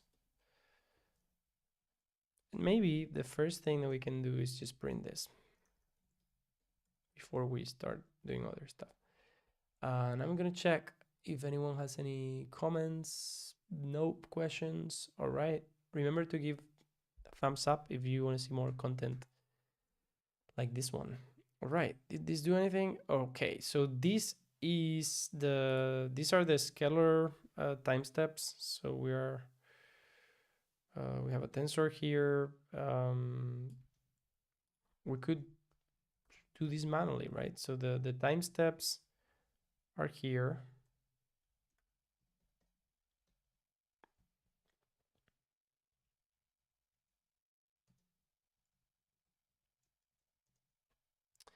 And what this says is that, you know, this is the order in which this is gonna be performed, right?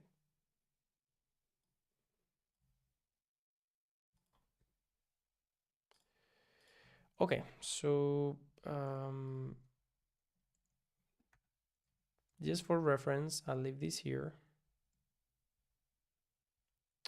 I don't know, I mean, this kind of adds a lot of layer complexity to read the code, so I'm gonna leave it for now, but maybe I'll delete it.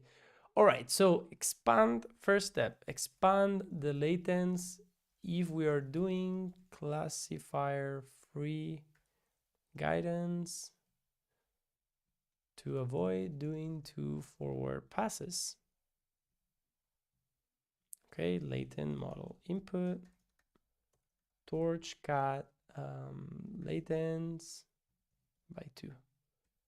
Latent model input, scalar scale model input to latent model input. Time step t.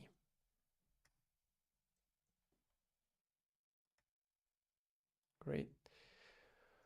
Okay, so here we predict the noise residual. So we go here with torch, no grad. Noise prediction is unit latent model input t.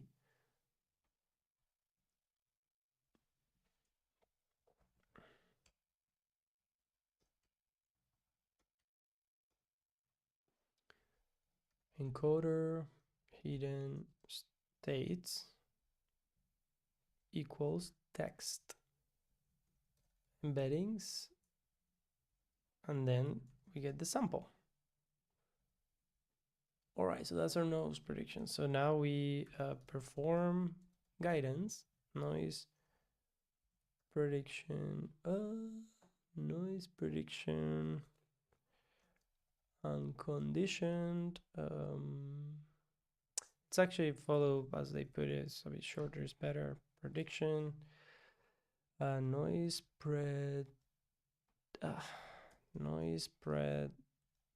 text, noise spread chunk 2.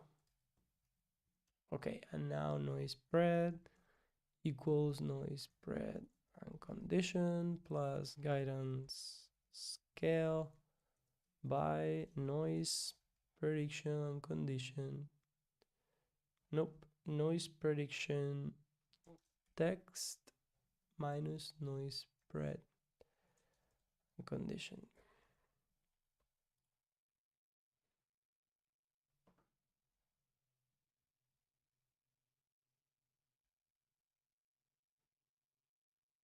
Okay, yeah, that makes sense. Great, so compute the previous noisy sample xt xt minus 1. Latents equal scalar step noise prediction t latents previous sample. Okay, we now use divide to decode the generated latents back into the image. Latents equal 1 or 0.18215 by latents with torch no grad image by decode latents sample. All right, so I'm feeling let's convert the image to PIL so we can display or save it. Okay, so this here is scale and decode the image latents with the vi, and now here convert the image to PIL to save, display or save. All right, so image divided 2 plus 0.5 clamp 0, 1. So this is mapping from -1 to 1 to 0 to 1 and clamping to 0 to 1. Image detach CPU permute 0 to 3 1 numpy. I don't know what this permute is doing here. And then images, image, so scaling to RGB, round, type uint 8. And now peel images, image from array, image for image in image, peel images. Okay, and this will show it. This will show it in, again, then we do here from peel import image.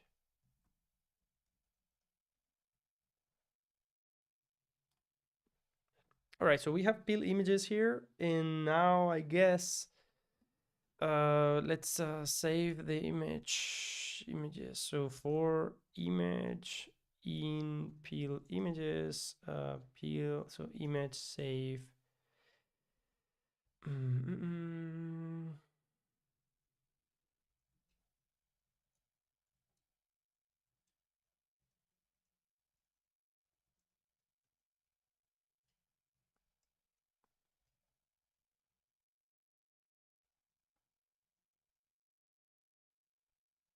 All right, let's try this and see if this works. What is our prompt? I don't know. There has to be something wrong, right? I don't think this can work at the first try. Cannot handle this data. Okay. Ooh.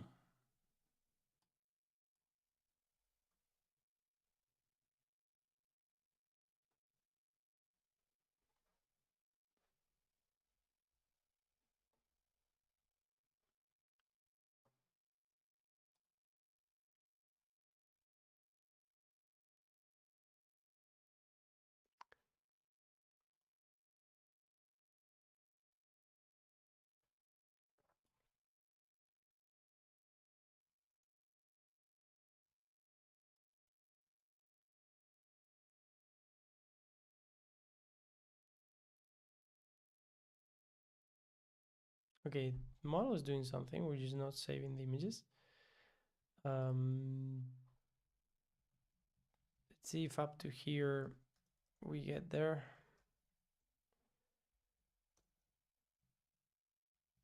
Let's see.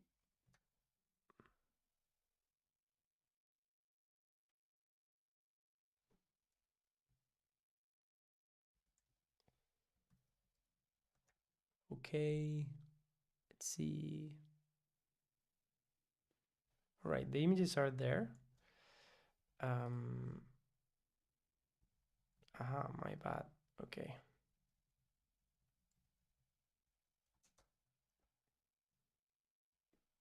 All right, let's open the folder.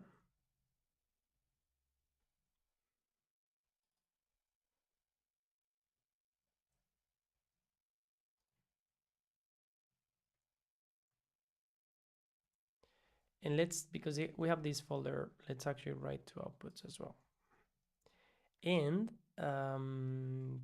let's actually import our utils. Let's actually go to 001. Let's get our utils. Let's put that here. Let's go to clean prompt. Great. So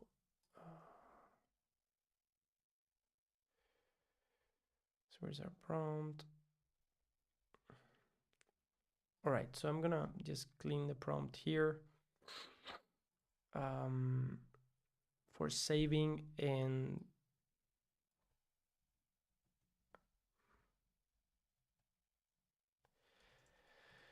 all right, so here we have this function now where our step is I. So we just put here step I of num inference steps.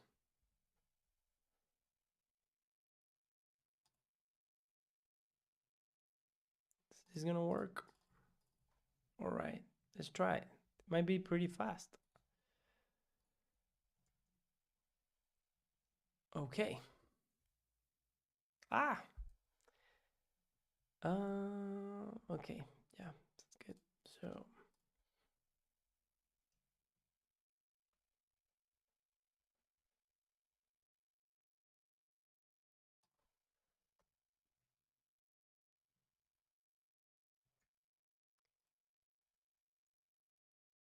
Okay.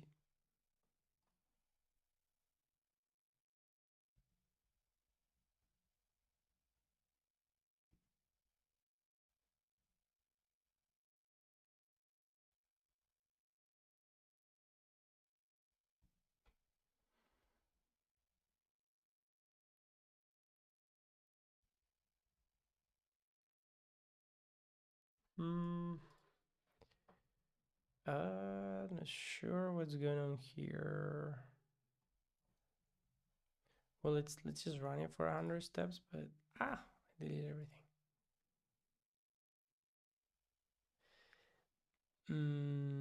I'm not too sure what I'm writing there. So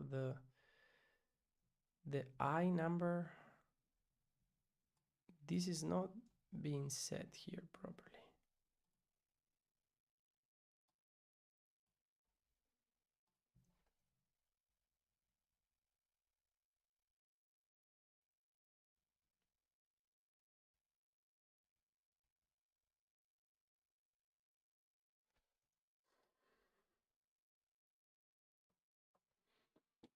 Something's definitely not right. I made some mistake somewhere.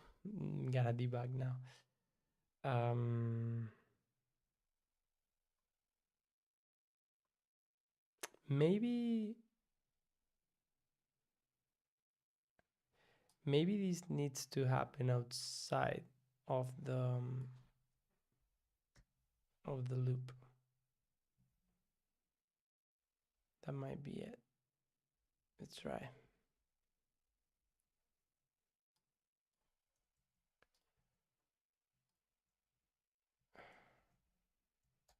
Yeah, because we're scaling the latents, and I don't think we should scale the latents on the loop, right?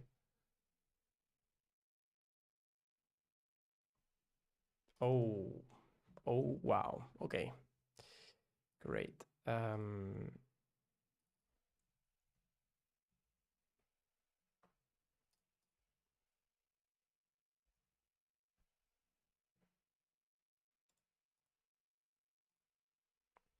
Okay, so I guess what we need to do is have a function that with a given latents save image from latents. And we make a copy of the latents.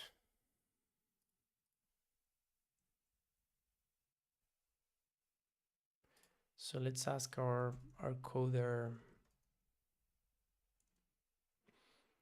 to do this for us. Clone a torch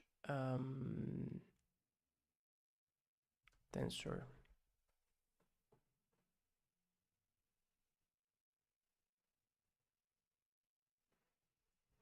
Hmm?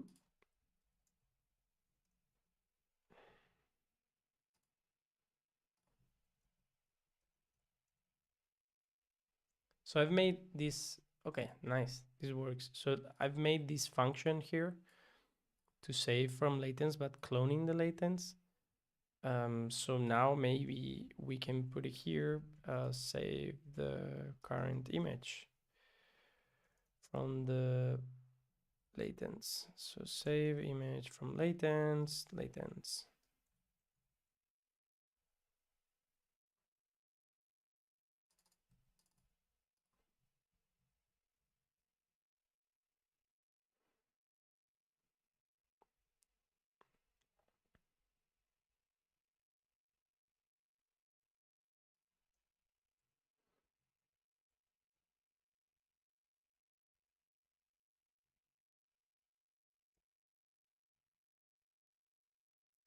All right, are you ready? Let's try this.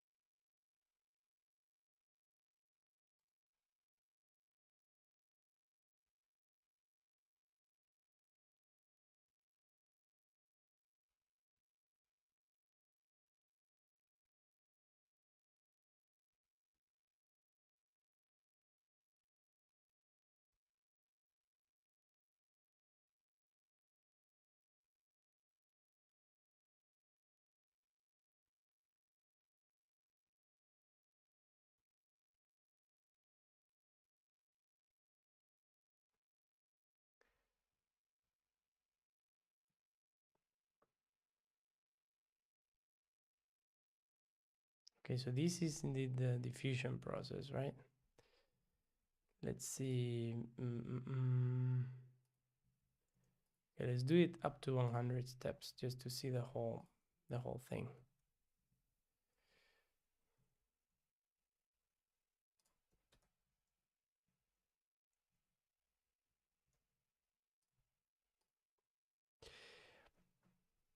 But is that what we saw here?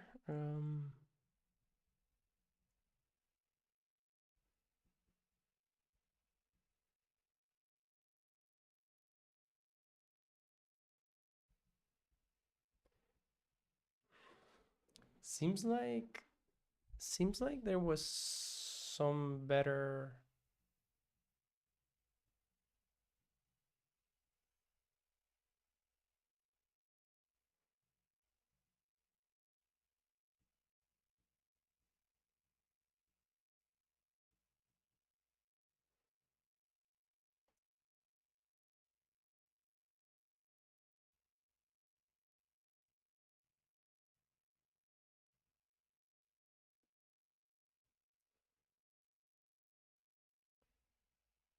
Seems I'm just getting the latent.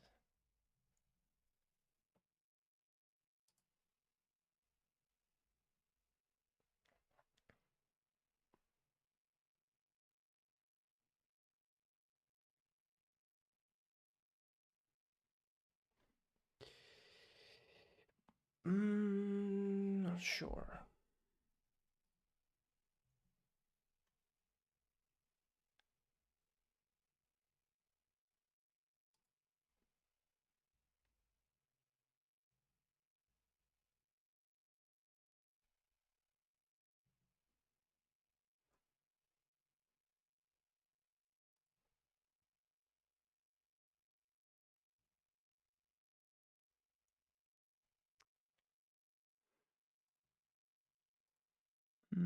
Something's a bit off, I think.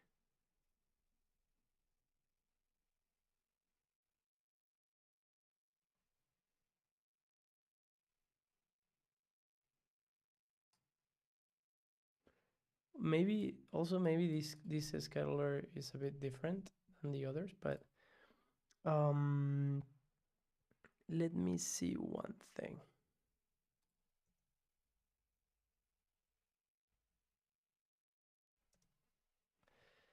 Let me also actually see why this is not getting saved properly. Step 0.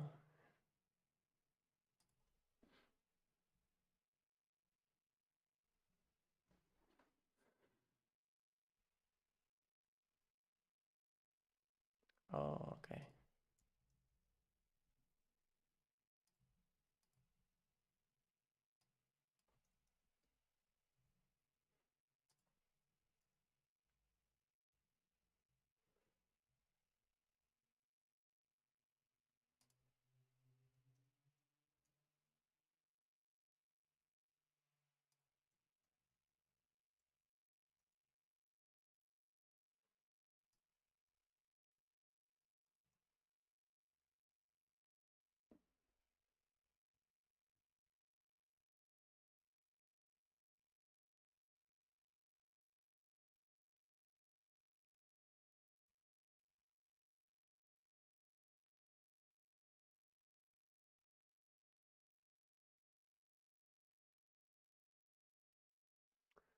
I don't fully understand this scalar because it's not solving until the end, and if I set this to 10 steps, is it reaching an image? It might, this might depend on the different types of schedulers, like how they work. They might want to try to find an image in the steps that you give it. Yeah, it seems like it.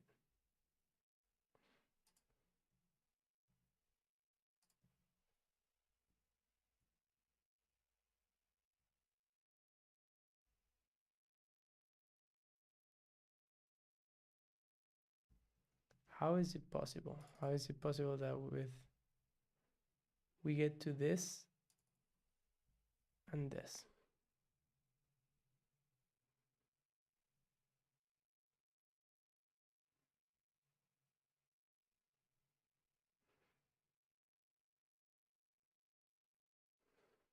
I guess we'll have to learn a bit more about the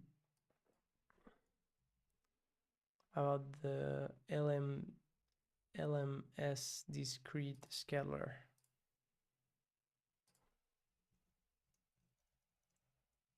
Okay, and now we can put here a gold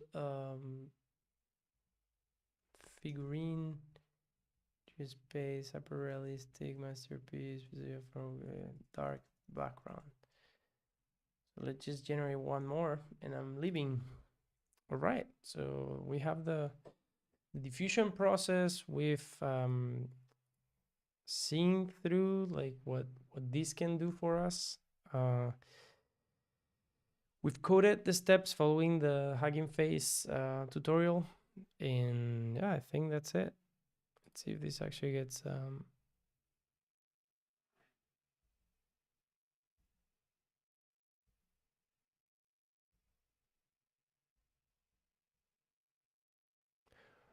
what's interesting is like it's so conditioned to be really similar, I think, like similar images. They're all in the same place.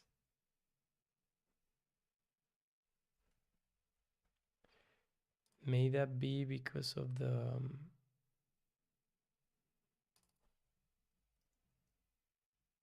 maybe that's because of the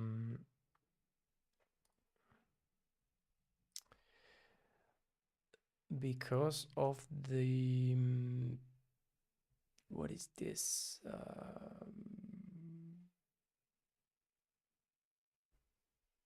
Because of the seed, so maybe the random seed that we're using here. Yeah, it has to be. I mean, but that's pretty cool because you can control a lot of the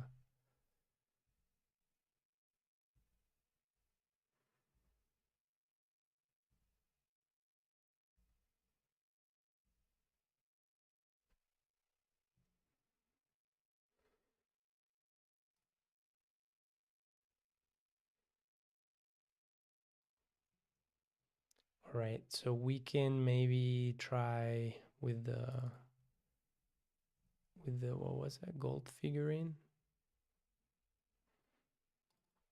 A gold figurine, and we can try now with a different seed. Where is the seed?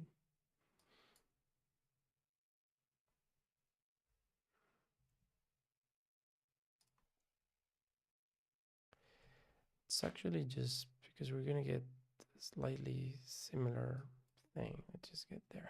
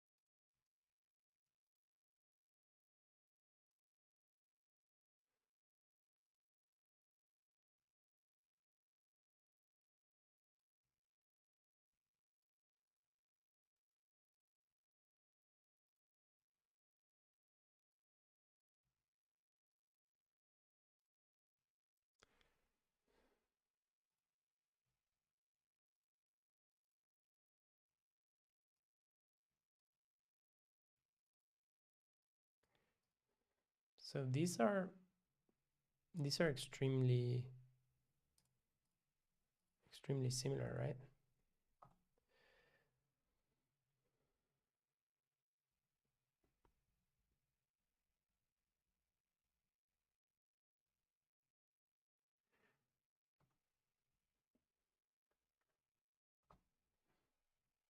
That's pretty interesting.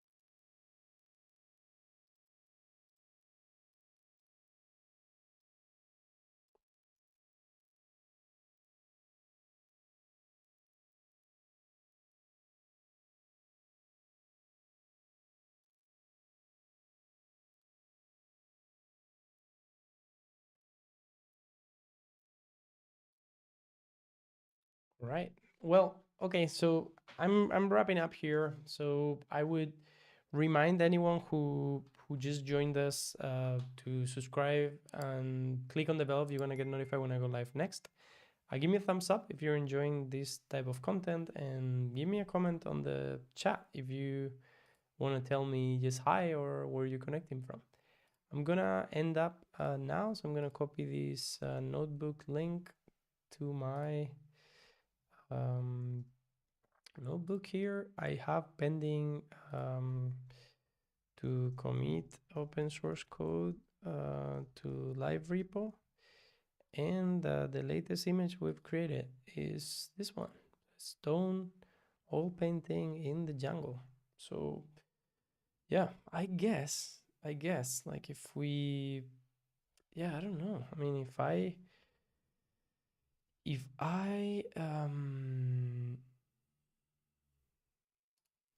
calculate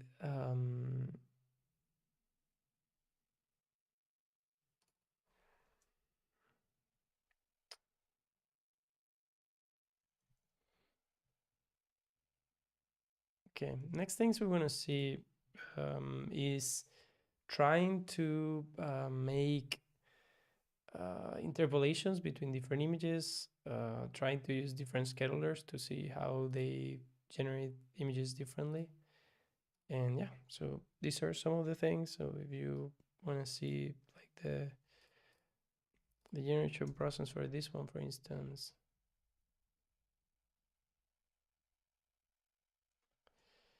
is here. And the latest one, is this also a rock?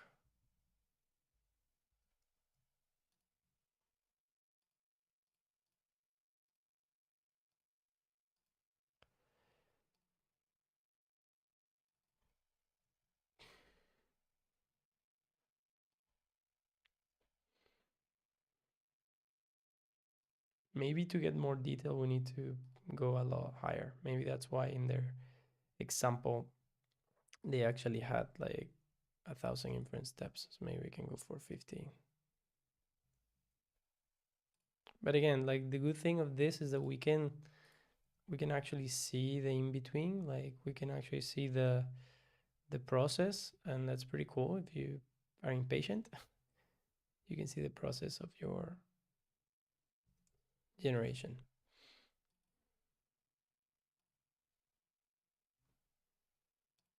All right. Um, yeah, you too, Rob. Thanks a lot for joining today. Let's wait for this generation. I'm gonna wind up and finish up here.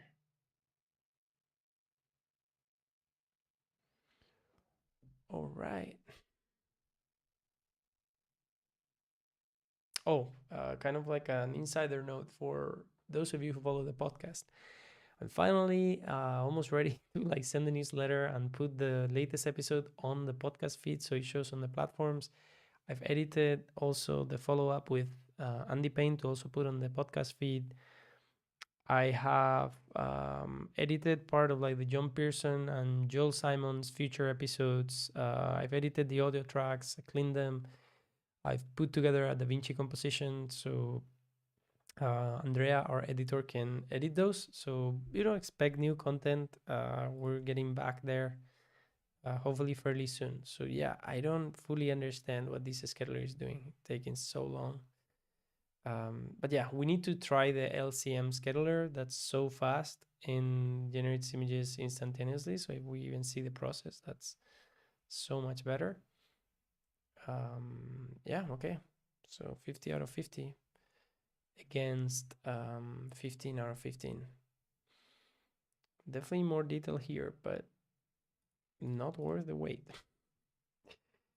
Not worth the wait. Okay. Again, beautiful images that we made here. Some random stuff that just happened. All right. So without more, I want to thank you so much. It's Nono Martínez Alonso here. Thanks a lot for watching, and I'll see you next time. Bye.